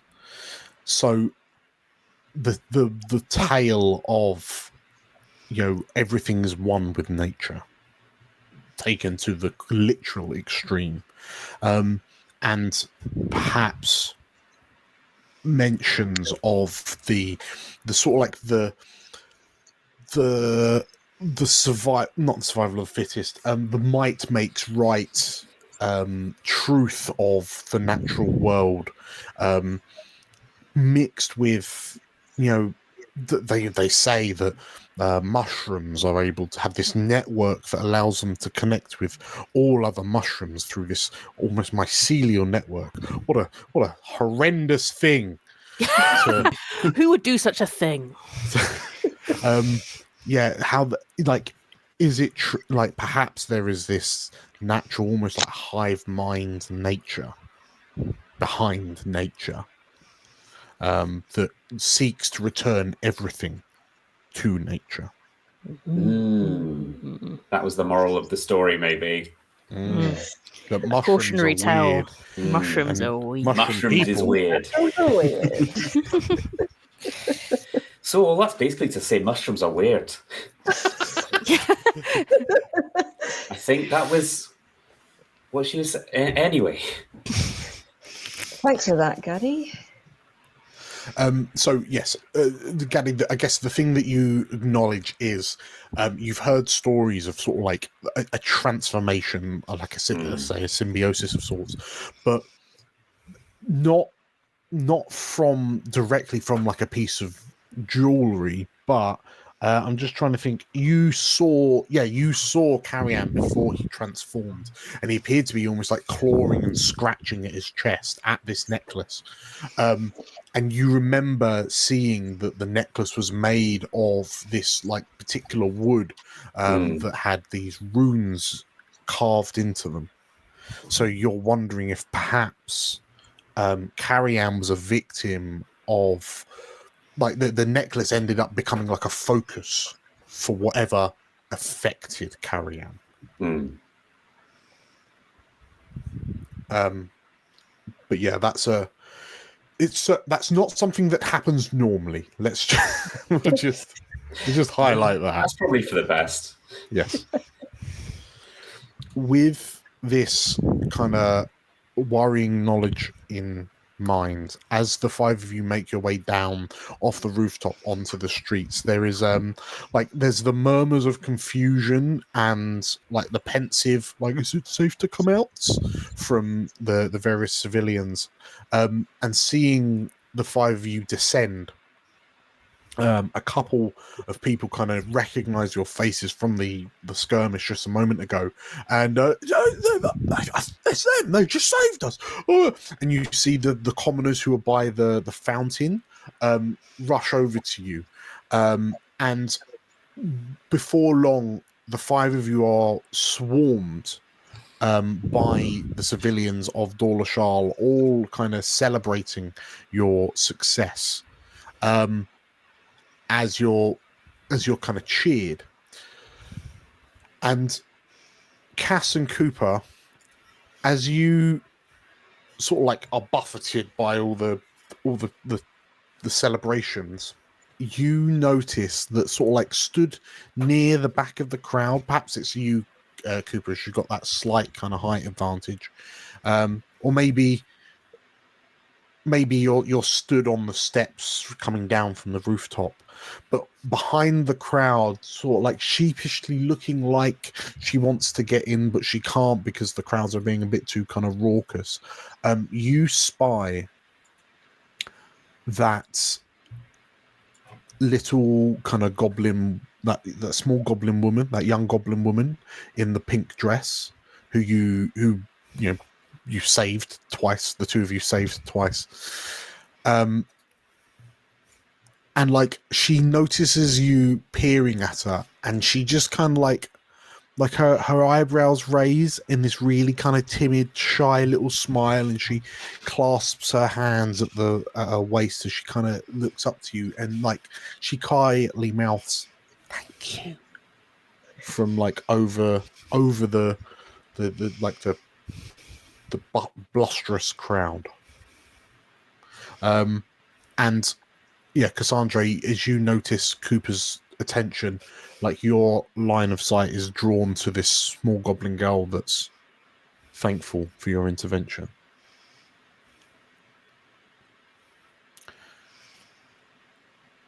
Are the five of you just kind of lapping this in, or are you pushing off? I think Abe's just trying to Abe, who's currently covered in sort of a mixture of blood and sap, is sort of palming a wave through. You know, "Hey, get out of the way, get out of the way, hey," and he's just kind of smearing bloody sap on people's faces as he's kind of just face moving them away. Just like, "Hey, get out of the way, hey." Yeah, Gary's probably just using Abe's wake to like cut through the crowd. Nobody's here, nobody's here, nobody's here. Griffin is behind Abe at the same time, and he's just like talking at Abe about how great that was. He's just like, "Wow, that was absolutely amazing. You sort of just went oh like that, and then you went like that, and then I just kind of went ha ha, and I went like that." Like you're just paying no attention to Yeah, Abe just keep continuously walking and just not really noticing anything. He's got one thought, which is get away from all these horrible people as quickly as possible. Well, as you're kind of moving your way out, like Abe, you clear a way for the rest of you, like you and your companions, to kind of break free of this scrum. And you almost tread on this small kind of goblin girl that's just kind of loitering at the back of the crowd in this little pink dress. Well, it's like a pink tunic and like a bright orange dress. And she kind of apologizes meekly as she kind of skitters out the way of your big clomping hooves. And as the five of you emerge, she sort of like slides in front of you, Cooper and Cassandra, the two of you. And she... Thank you for saving my life, she says. You're welcome. You two, you make quite the team, she says, and she sort of like rocks on she kind of rocks onto the sides of her feet, like in a slightly awkward kind of, she like her hands still clasped, and it just feels like there's like that you just knew what to do, and you were just like in sync with one another. It's like the two of you are connected. Cass is like she sort of very, blushes very and blinks. bodily moving away from Cooper. It's like, I think both of them are kind of like, as the more she talks about it, the further away they get from each other. And they were like, "This is kind of fine." No, it's not fine. Actually, No anymore. I think Cass is not very good with children, particularly, or younger people. So she very like awkwardly puts out her hand and like pats the goblin girl's head. She sort of like looks a bit shocked as you pat her on the head, and out of curiosity, do either of you still wear your rings? Not on my hand. 3, 1, 2, like yes, no. Not on your On hands. 3. Where do you wear it then? Oh. 1, 2, 3. Yeah, Cooper's not visibly wearing a ring, but he does still have it. Cassandra? Yeah, likewise. She's not visibly wearing any rings. Okay. In which case, this goblin girl looks a bit kind of confused as you pat her on the head. But like she carries on looking at the two of you wistfully. And just from looking at her, you can see that like this young goblin woman's mind is seemingly like racing. Like you can almost see her painting this beautiful picture in her mind. She ships it. Yeah, she's putting this on Tumblr later. She's she's Writing shipping some the fanfic. hell out. Oh. Yeah, that fanfic is already Shipping the hell out of you two.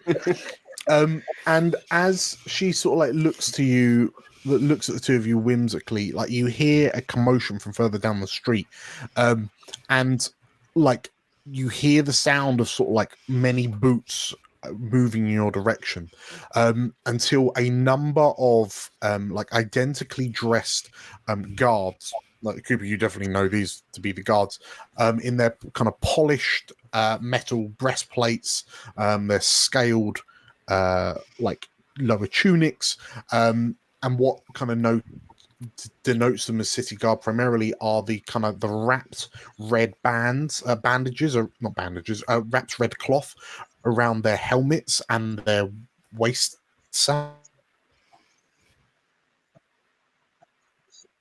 Before rush over two arms with what appear to be like large kind of halberd-like glaives, like curved halberd-like glaives, and two arriving with firearms.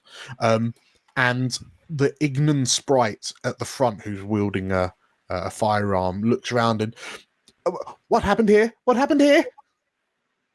Well, you're too late. That's what happened. Yeah, where were you like 15 minutes ago? Everyone else was getting attacked. The guards kind of look around a bit confused, and what like the little goblin girl turns around and goes to say something to the guards, and then the Laravar woman, there's a Laravar woman with like dark shoulder length hair that kind of emerging from her helmet. She almost like she quite literally palms the young goblin girl's face away, and says, "Not now, Aileen." And as she sort of like pushes this little kind of this goblin woman away, she just like Aileen just kind of just shrinks back into herself slightly, and you hear the crowd start to sort of like murmur, "What is that hopeless Aileen? Oh, bless hopeless Aileen. Are you lost here? Do you know? Are you lost?" And the goblin girl just kind of look like she blushes. She almost goes as bright red as the sashes of the guards. And Cooper and Cassandra, you watch as she just like looks to the two of you one last time, but then like you see her bottom lip is starting to quiver slightly, and then she just like slips away into the crowd and disappears. Poor hopeless Aileen. And like as you see her disappear, you hear someone in the crowd going, "Hopeless Aileen!" I could catch on. The guards kind of turn their attention to you as they're suddenly like your exploits are explained to them by about a dozen civilians all simultaneously but at different speeds, and the guards are just a bit like just bamboozled, and like because there's just some preposterous claims that there was a pirate and he turned into like a tree zombie, and then he started flying, and then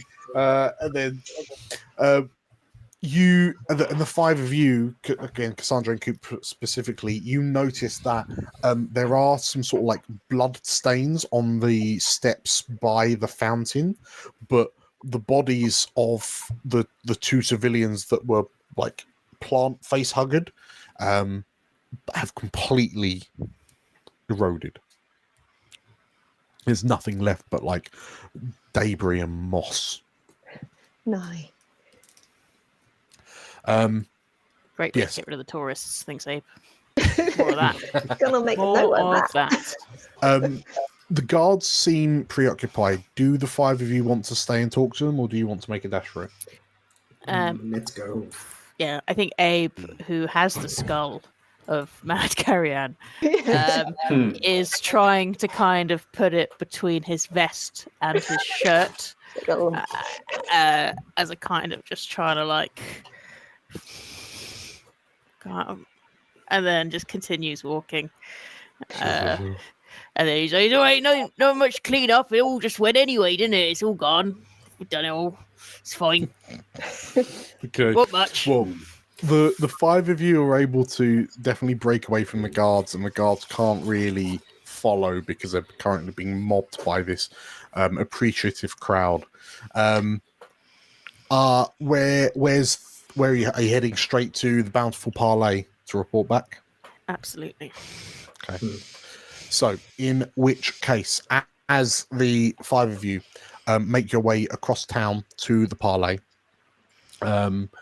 it's like it is realistically, it is night now. So the sun has set, and as you like head east along the Noble's Knot, this road, like the street that runs from one side of Dawlishal to the other, you can see that like some lights are turning off, other lights are turning on, and the town just kind of takes on this wildly different kind of ambiance.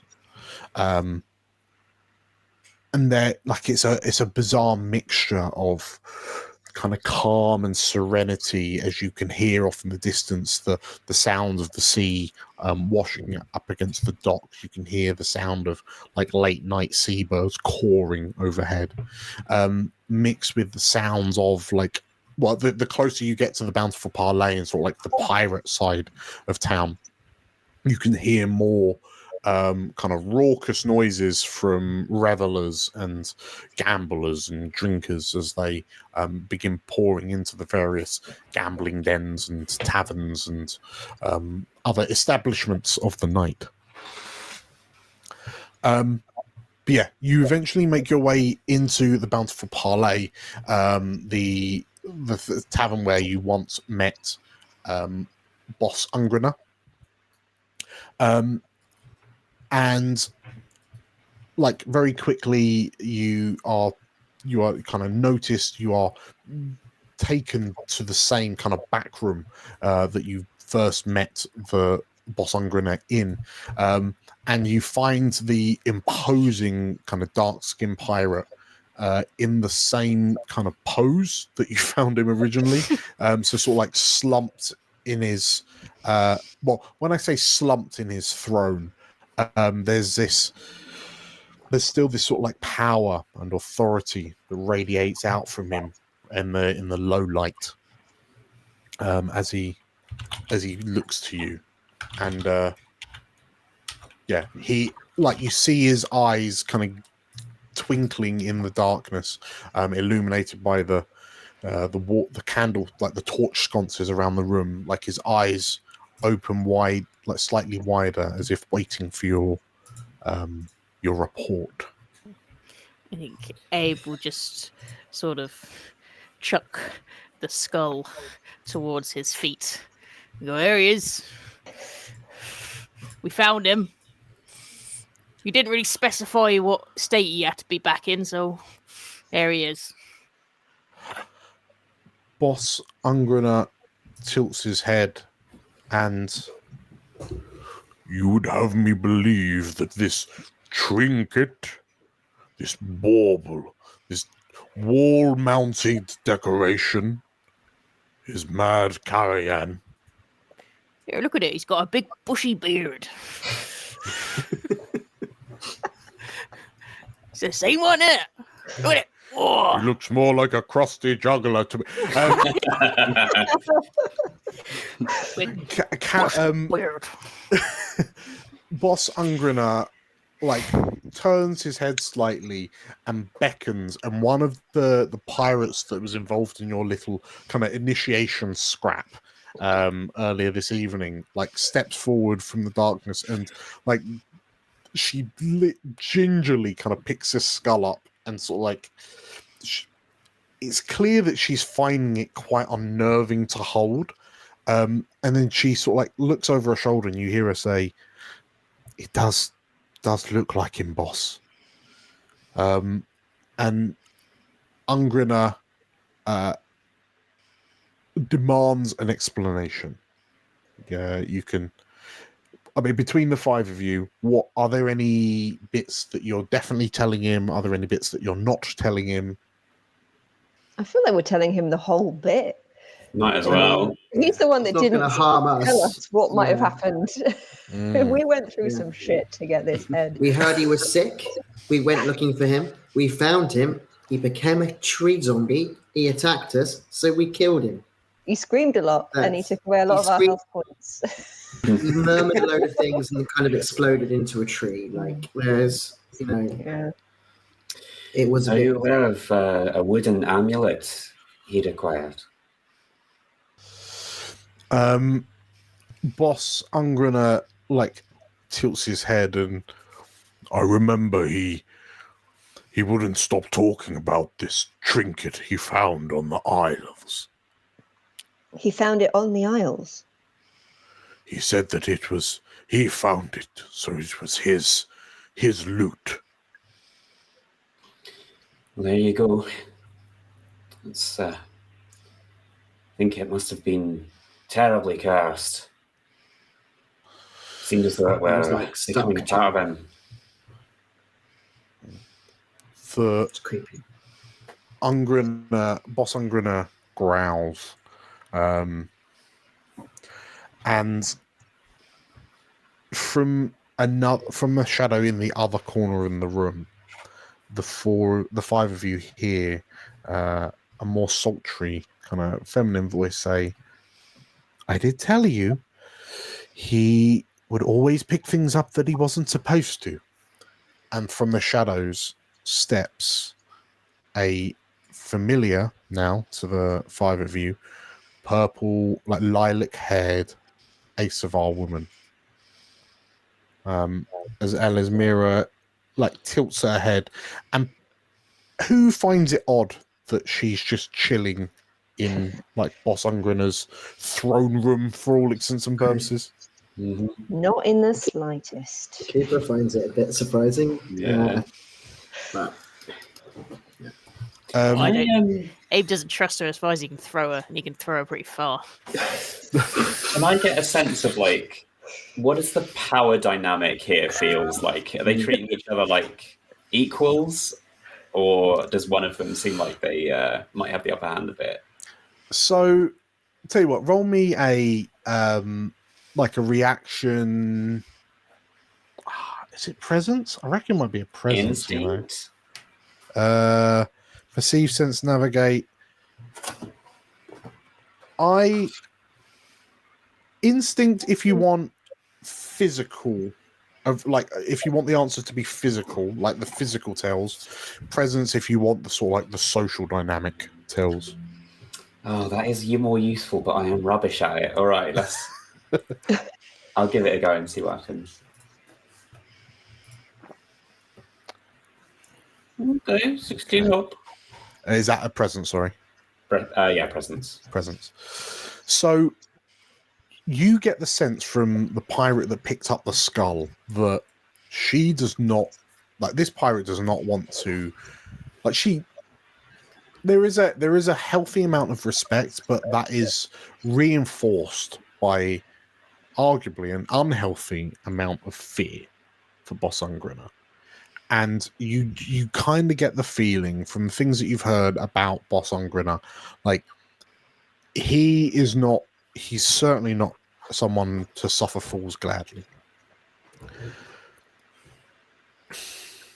And Elismira being a civilian, she wasn't allowed in here earlier on today. She was kind of barred, but now she's just sort of flouncing around the room. You would use the word flouncing if Cassandra's face expression is anything to go by. It definitely does. But it's strange. Is it a tolerance thing? Are they tolerating Elismira's presence?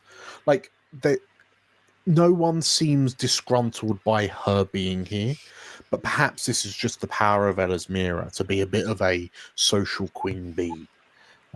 Because she seems to know a little bit about everyone, right? So perhaps she just has a bit of a VIP pass in places where others might not be allowed in.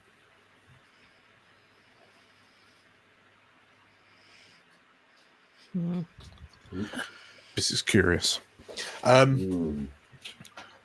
Elismira, like, takes a few steps forward and sort of like starts inspecting the skull of Carian. She's right, you know, it does look oddly like him. And then she turns to the five of you, and you say he just transformed into this beast.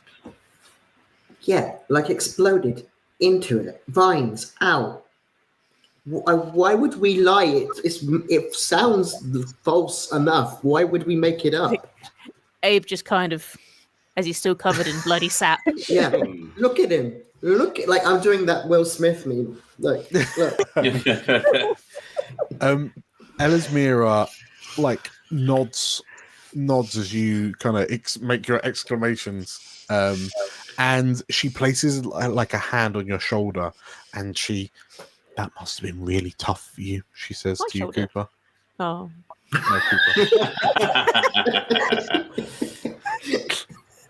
That sounds like it was a really rough time. Yeah, it was so rough for him.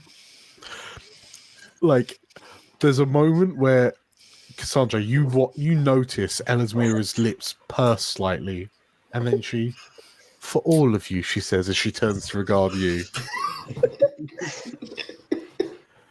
And then sort of like she just kind of drifts. She takes a step back and she just kind of drifts back into like partly into the darkness. And yeah, Boss Ungrunner speaks again, saying, "This is certainly not the turn of events I was expecting, but you did, in one form or another, find our missing Mad Carrion. And it would seem, from what you've said, that his time was already due. I will honor our bargain.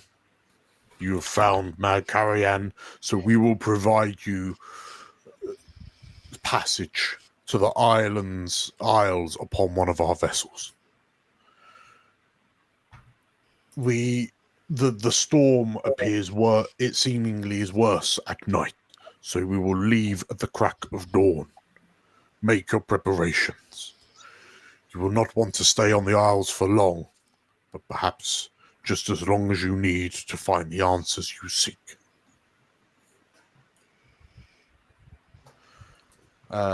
And like, he looks to the five of you in case any of you have any counter proposals or anything to add. Oh, question. Are you going to come and pick us up afterwards? After we're done? Because I mean, Boss Ungrunner, like, his face scrunches up slightly. As long as I am not displeased between now and then, he says. And what would displease you? Too many questions. Right. Okay. He looks to the others in case there are any other questions.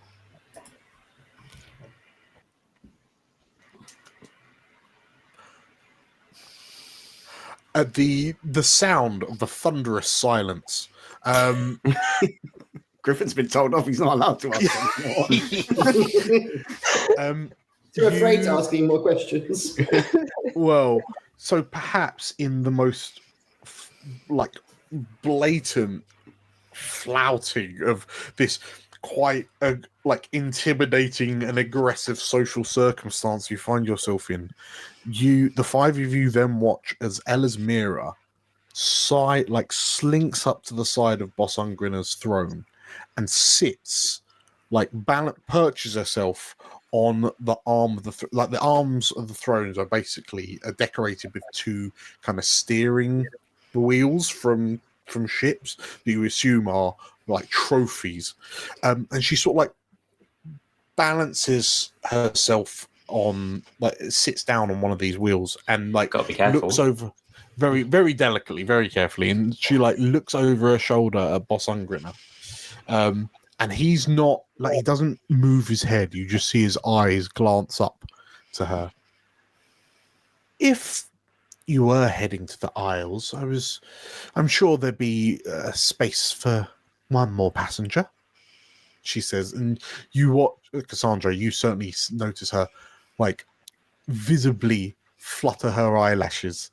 And Boss just growls and nods slowly. Marvelous. Well, she says, and she looks at the five of you. I will be seeing you all bright and early at dawn.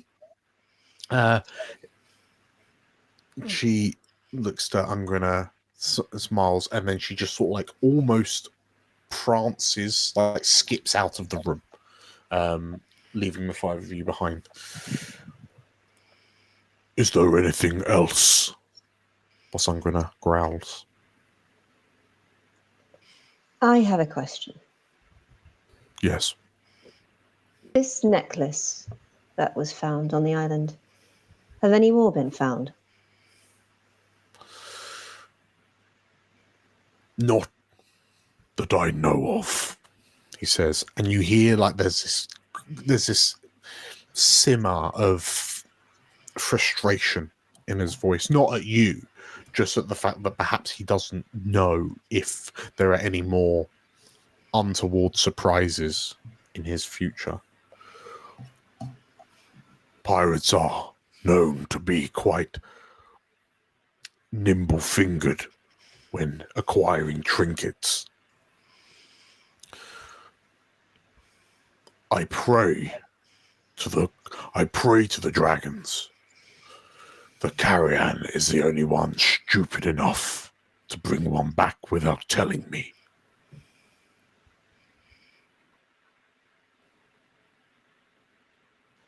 Thank you. And Ungriner nods. Please feel free to enjoy the services of the parlay this evening. You may not realize it, but you have done us a service. So we will extend our hospitality to you for the evening. And he nods and effectively kind of gestures you out of the room. Before you go, you, Dragon Scent. Yep. Hi. Someone came asking for someone. Someone is asking for a dragon scent that matches your appearance. Okay. He had an air of business about him. Sure. Okay. Does he left a calling card? Do I know where I need to find him? Like what? Any sort of info? He suspected that you would return, so you will find him in the drinking hall. Okay. Thanks. Thank you. And yeah, with that, the five of you find yourselves back in the drinking hall of the Bountiful Parlay. Starting with Gardy, what are you doing this merry eve? Like, what activities in this drinking hall, gambling den, building of the night? What activities are you taking part in? I'm going to see if I can. Obviously, there's a bunch of flat roofs around. I'm going to see if there's any roof access because I'm finding it really like stifling in here. It's quite smoky. Yes. Yeah. Yes. And that's Okay. Too many people. Sure. You absolutely find access to like the flat top roofs of this building. It's more drinking space, but at least it's not hot and stuffy like it is inside. But from where you are, you can see you've got just about enough vantage. Because I imagine that the Bountiful Parlay is actually almost like 3, maybe 4 stories tall. The building doesn't look structurally sound or architecturally well thought out, but it does give you height. Perhaps the top floor, which is quite narrow and kind of open to the air, has this almost like performative crow's nest mast jutting from it. Like there's no rigging to allow you to climb up to the mast, but you kind of get that high up feeling from being in a crow's nest when you're overlooking this balcony. And yeah, you can see the sea to the north. The night sky is clear, apart from the kind of the rolling purple lightning storms over the isles, like the mainland isles to the north. But from your vantage, as you kind of scan this curious island that lies, some miles to the north of you, your eye line kind of follows round. The isles wrap from sort of like the the west horizon that you can't see for the town of Dawlishal, wraps all the way round to the east. The easternmost isle, dominated by this almost like large mountain that juts from it. Yeah, I think I'm just going to,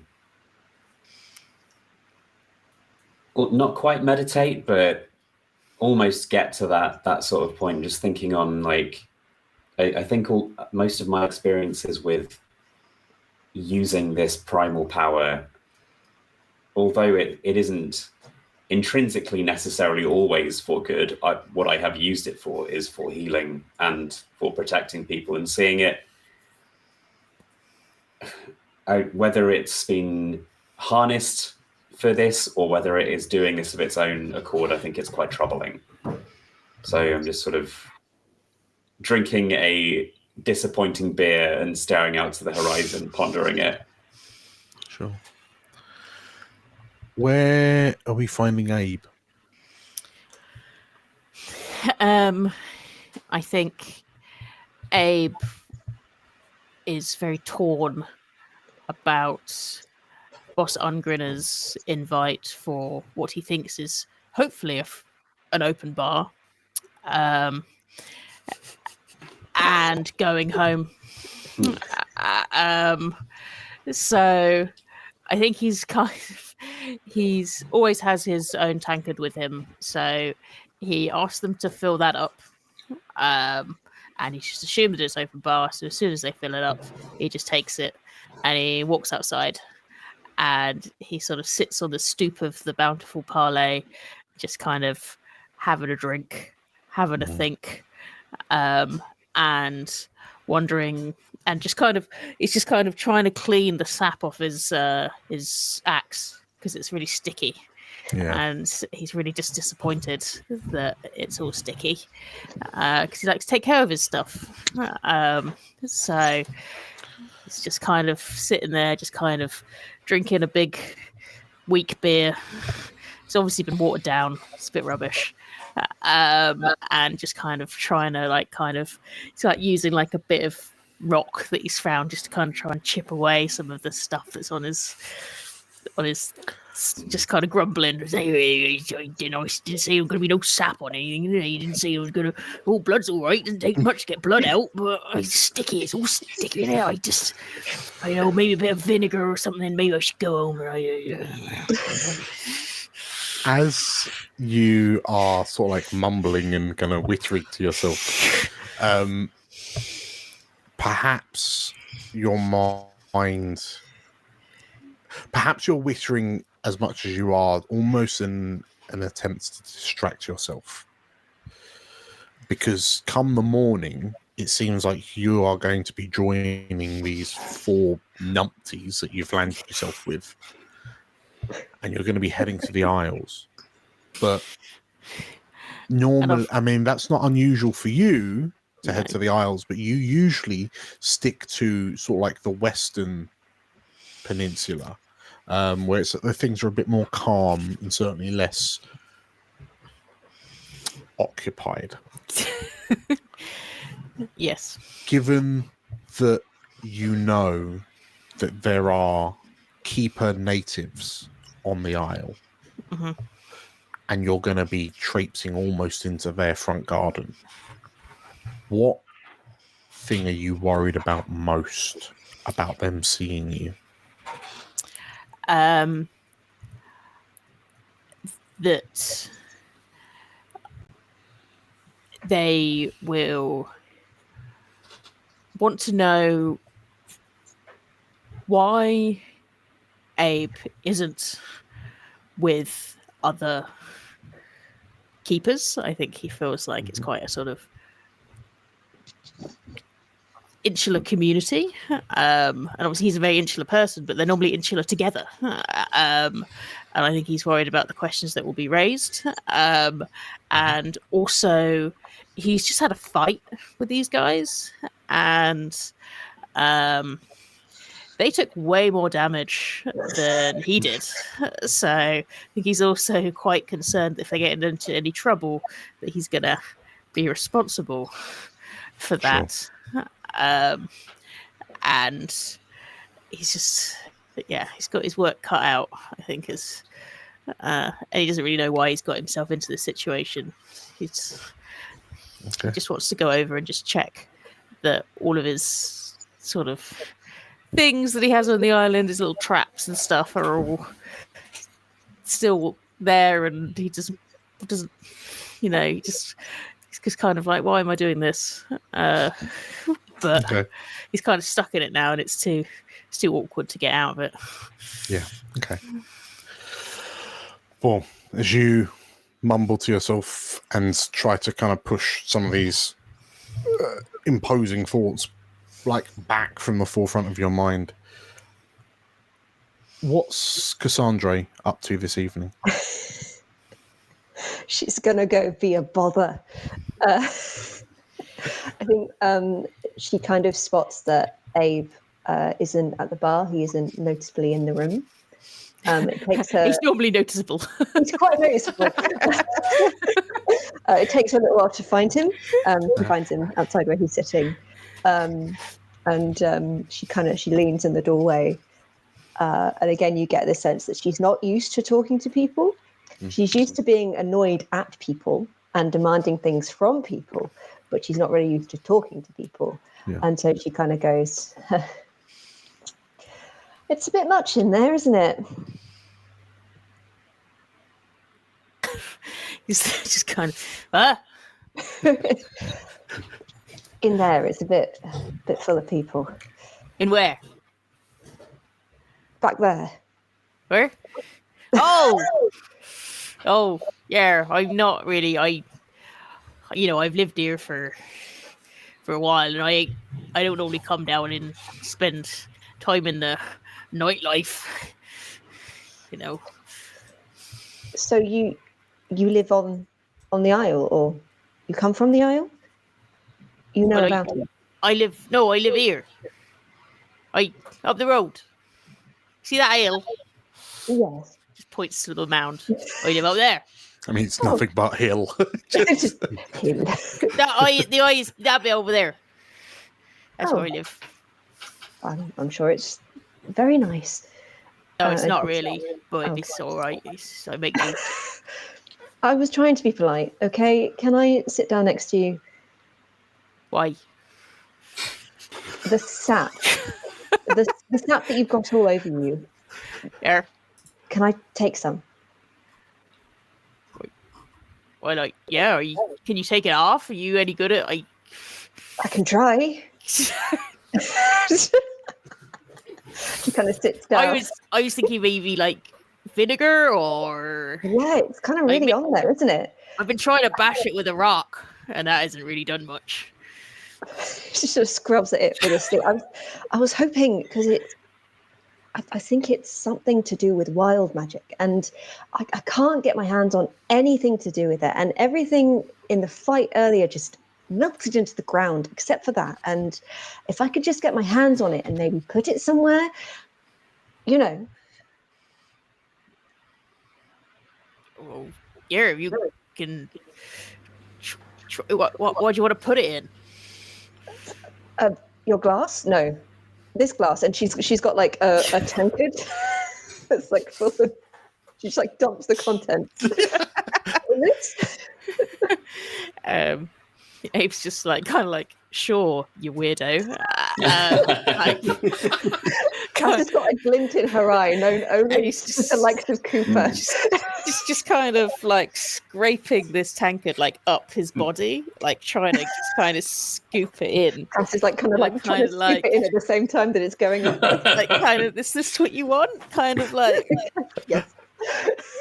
And then kind of just kind of like, oh, I hope your boyfriend don't mind me doing this. It's all right. He's got another girlfriend.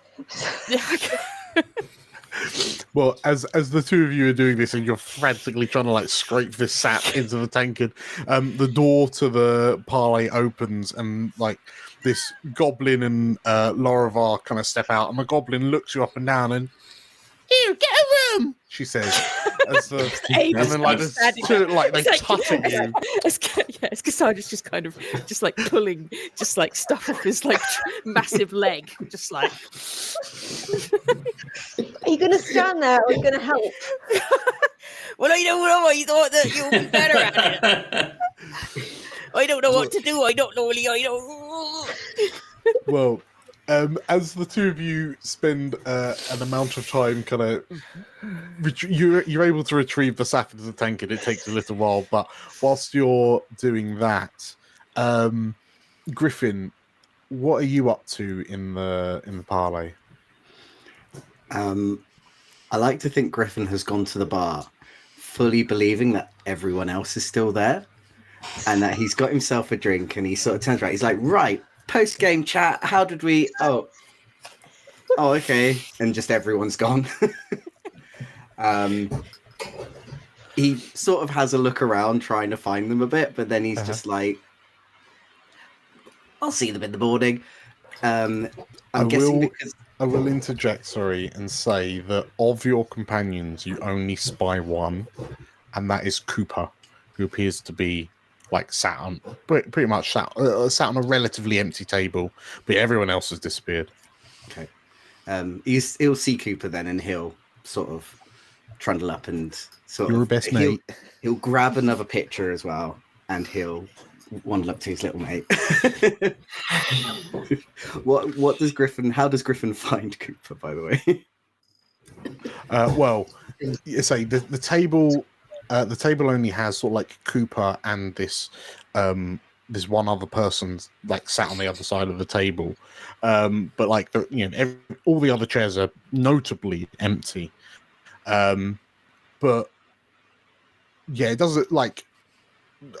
I mean, Cooper just looks a little bit lonely, if anything. Maybe he needs a bit of a cheer up. Okay. Hey, Cooper. Right. So, post game, how did we feel like that went? Not great, if I'm honest, mate. Not that great. This has been a bit of a weird day for me, if I'm completely frank with you. I mean, to be all of us, but we did it. We're getting onto the Isles. You met your ex-wife. Is that right? Yeah, Okay. That's great. That's right. Mm-hmm. Do you want to talk about it, buddy? I feel like Cooper side eye. Talk about it. Problem shared. Problem halved. It's all right, Griff. It's all right. Thank you, but no thank you. At Griffin, as Cooper just sort of like is seemingly trying to like tamp you down, you hear a like a clearing of the throat from the gentleman sat on the other side of the table to Cooper. And as you sort of like turn to look at him, like there was a part of you that was like, oh, it's just some guy. Like, And then it dawns on you that perhaps these two are having a bit of a natter, a bit of a chinwag. But the thing that grabs your attention about this this man sat opposite Cooper, he's wearing this sort of like dark teal tunic, a wraparound kind of like grey hood.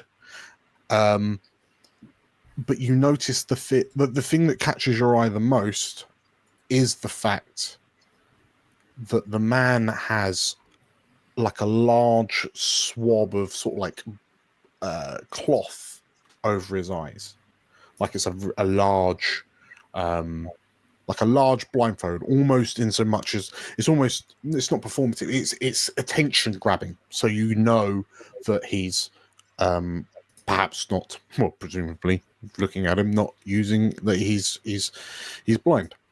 And you notice that kind of leaning on the chair that this man is sat on, is this like large, like quite long purple umbrella with a white wooden handle. And like Cooper, you know that this umbrella almost kind of doubles up as a like a blind stick. That it's long enough that it reaches the ground so he can tap in front of himself to effectively see where he's going. But yes, this man kind of coughs you, and like he tilts his head in roughly in your direction, Griffin, and you can see that like in the candlelight on the table, there's like an almost like a lilac-y kind of 5 o'clock shadow across his chin, and he. My apologies. I did not realize we were having guests, Cooper. Oh, sorry, my bad. Hi, I'm Griffin. Nice to meet you. The man nods. Kigfran, good to meet you. Cooper, are you happy to continue our conversation with present guests? Griffin smiles at him. Griffin's my friend. Anything you can say in front of him, you can say in front of me. Marvelous. Please, you must excuse me. I like to paint a picture in my mind of those I'm talking to. How about you describe yourself to me? Griffin, was it? Yes. I've got big blonde hair. I've got big pointy ears. I've got a bit of a beard. Stubble mostly. I don't like to stops you for a moment. The ears. You are Asavar? Yes. He nods. It's always, no matter where I am in the world, it's always good to meet a kindred Asavar, he says. Oh, amazing. Well, I always feel like it's good to be transparent. So I do have red eyes. So I am a sanguivar, but like, don't hold that against me. I know some people are a little bit freaked out, but don't worry. It's all good. So more stuff about me. Yes. So I'm about 6 foot. Yeah, I think that's about it, really. The man interjects again. And like you notice when you mentioned that you had the red eyes and that you're a sanguivar, like Cooper, you watched a smirk, like a little smile spread across Kigfran's face, and he lifts a hand to sort of like gain your attention, Griffin. Take it from someone with a lot of world experience.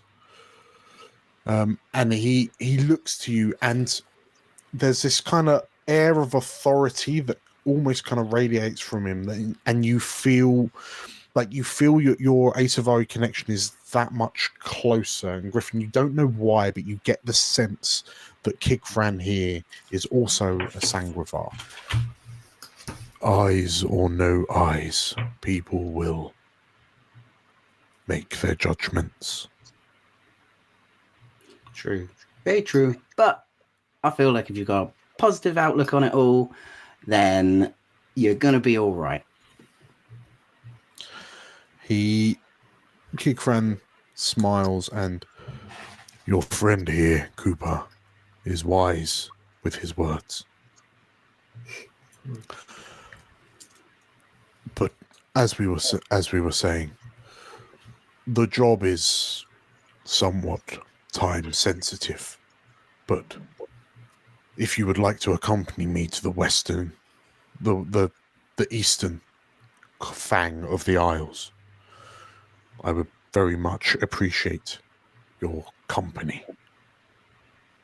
And you know that, so to fill you in, Theo, the eastern island, so the one with the large mountain jutting from it, which is not where everyone else is going. I think Cooper kind of like takes us in, and he's trying to figure this out. Kikran, I know I have been waiting to talk to you about this job for a little while, but I think things have changed today.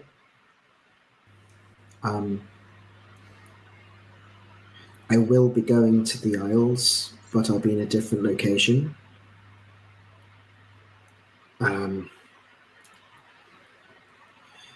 Remind me, how big is this job again? And you can see he's very conflicted. Like obviously Kikran cannot see, but Griffin can see. For the first time in quite a while, Cooper feels he looks very conflicted about this conversation. Kikran looks in your direction, tilts his head. This job is of great importance to my patron, and you will be rewarded handsomely for your cooperation. However, I acknowledge that I have been somewhat tardy with my timekeeping. The delays have kept me from arriving here when I intended to. So I'm more than happy to extend this leniency that you have shown me in kind. Whilst my patron is eager to see the rewards of this endeavour, I'm sure that they have waited long enough. A few more days and nights should not jeopardize their plans. Right. Okay. Their ambitions. Okay. So what is it? I think from the missives, it was An expedition of sorts. Yeah. I understand you have prior dealings with the pirates, which have showcased your skills in the retrieval of certain assets, and my patron would like you to simply demonstrate those skills once again. Right. And what is it I'm stealing? Do I have to kill innocent people? Because that's a no-go for me. I don't do that. My patron believes that there is no such thing as innocence where we will be going. There should be no bystanders or civilians to morally muddy the waters. Okay. I feel like I shoot a glance at Griffin as if I want him to also assess if he feels this sounds legit. Like he's giving his confidence. Griffin was very helpful today. I think Cooper, again, we've turned a bit of a corner. Lots has happened. So he's like, gives Griffin a look and then nods. If our intelligence is correct, no living beings will be harmed as a result of our mission, our operation. I will remain here for the next few days. Please bear in mind that we have already partially agreed the terms of this deal. My patron would be upset if you were to rescind your offer. Sure, of course. And with that, Kigfran kind of sits back. He reaches, he kind of taps along the table until he finds his tankard, and he takes a small sip. And he kind of nods in your vague direction to you two gentlemen, he says. And yeah, the two of you are dismissed. Cooper wants a drink now. I've got your drink. It's here. Oh yeah, he literally just takes the drink off him and says, "Thanks, thank you." I think they get up. Saying that in the third person. Cooper wants a drink now.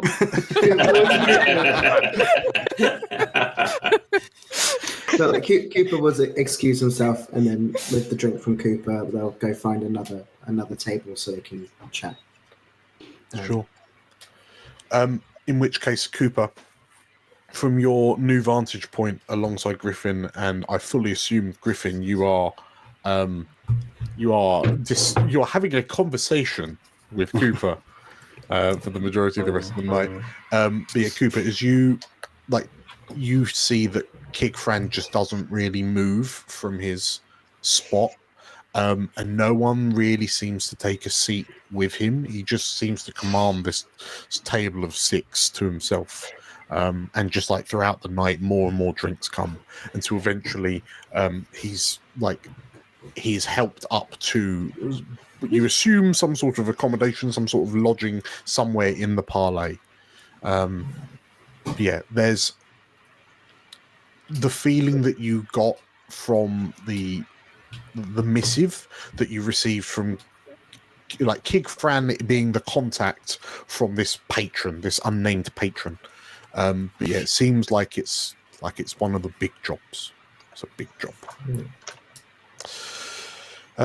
So yes, as you kind of ponder on this and the night wears on, we will fast forward to the next morning. And we find the 5 of you stood on the docks of Dockside on the northeastern corner of Dawlishal, and you see that there's a bit of a flurry of activity as the ships moored in Dockside are smaller. They look smaller. They look more nimble and agile than the cargo type ships over in the waters. The ones kind of owned by Dawlishal.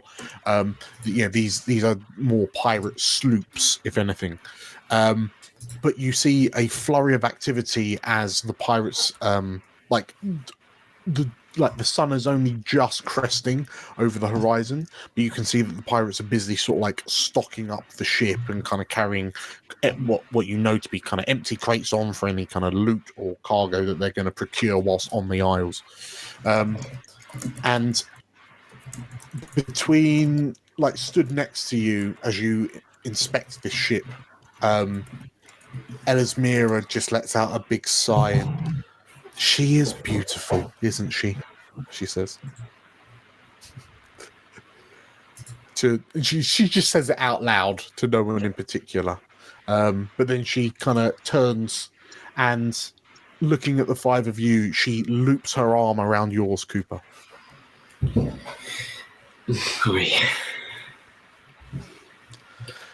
Have any of you been on a ship before? She says. Yarp. Yes.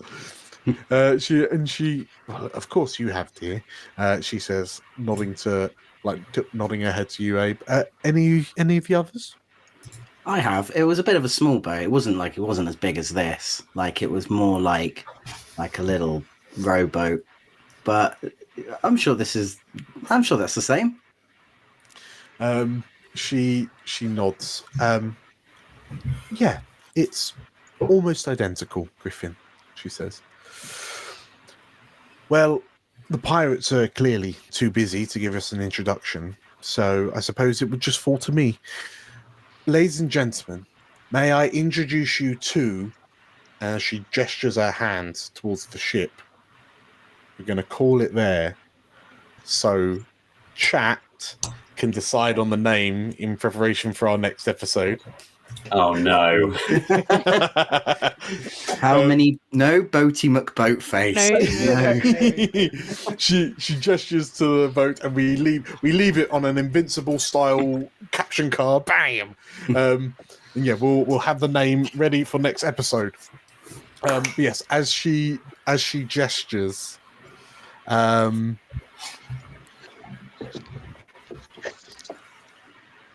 elsewhere. In elsewhere. In a dark and God damn you go. In a dark bedroom on the 3rd floor of the Bountiful Parley. The light of dawn barely creeping through the windows, the creeping between the closed curtains on the windows. A blind Asavar man sits on the edge of the bed, his face illuminated by a softly glowing glass orb that emanates this cooling, misty blue glow. I have made contact with the asset. He seems distracted, but I feel he might still honor our arrangement. Kigfran tilts his head as if he's listening to a response that only he can hear before his voice echoes through the room again. I do not feel he will jeopardize the mission. We should be good. I did want to raise something else with you, though. He was with another, a Sanguivar. I feel I recognize the voice. I have my suspicions, but I will need to do more investigation to be sure. He said his name was Griffin. And as the orb flickers, as the patron on the other side of the orb responds, Kigfran nods. I will make it my priority, he says. And the orb putters out. And he carefully places the orb and wraps it back in cloth and throws open the windows to allow the light of dawn to wash over him.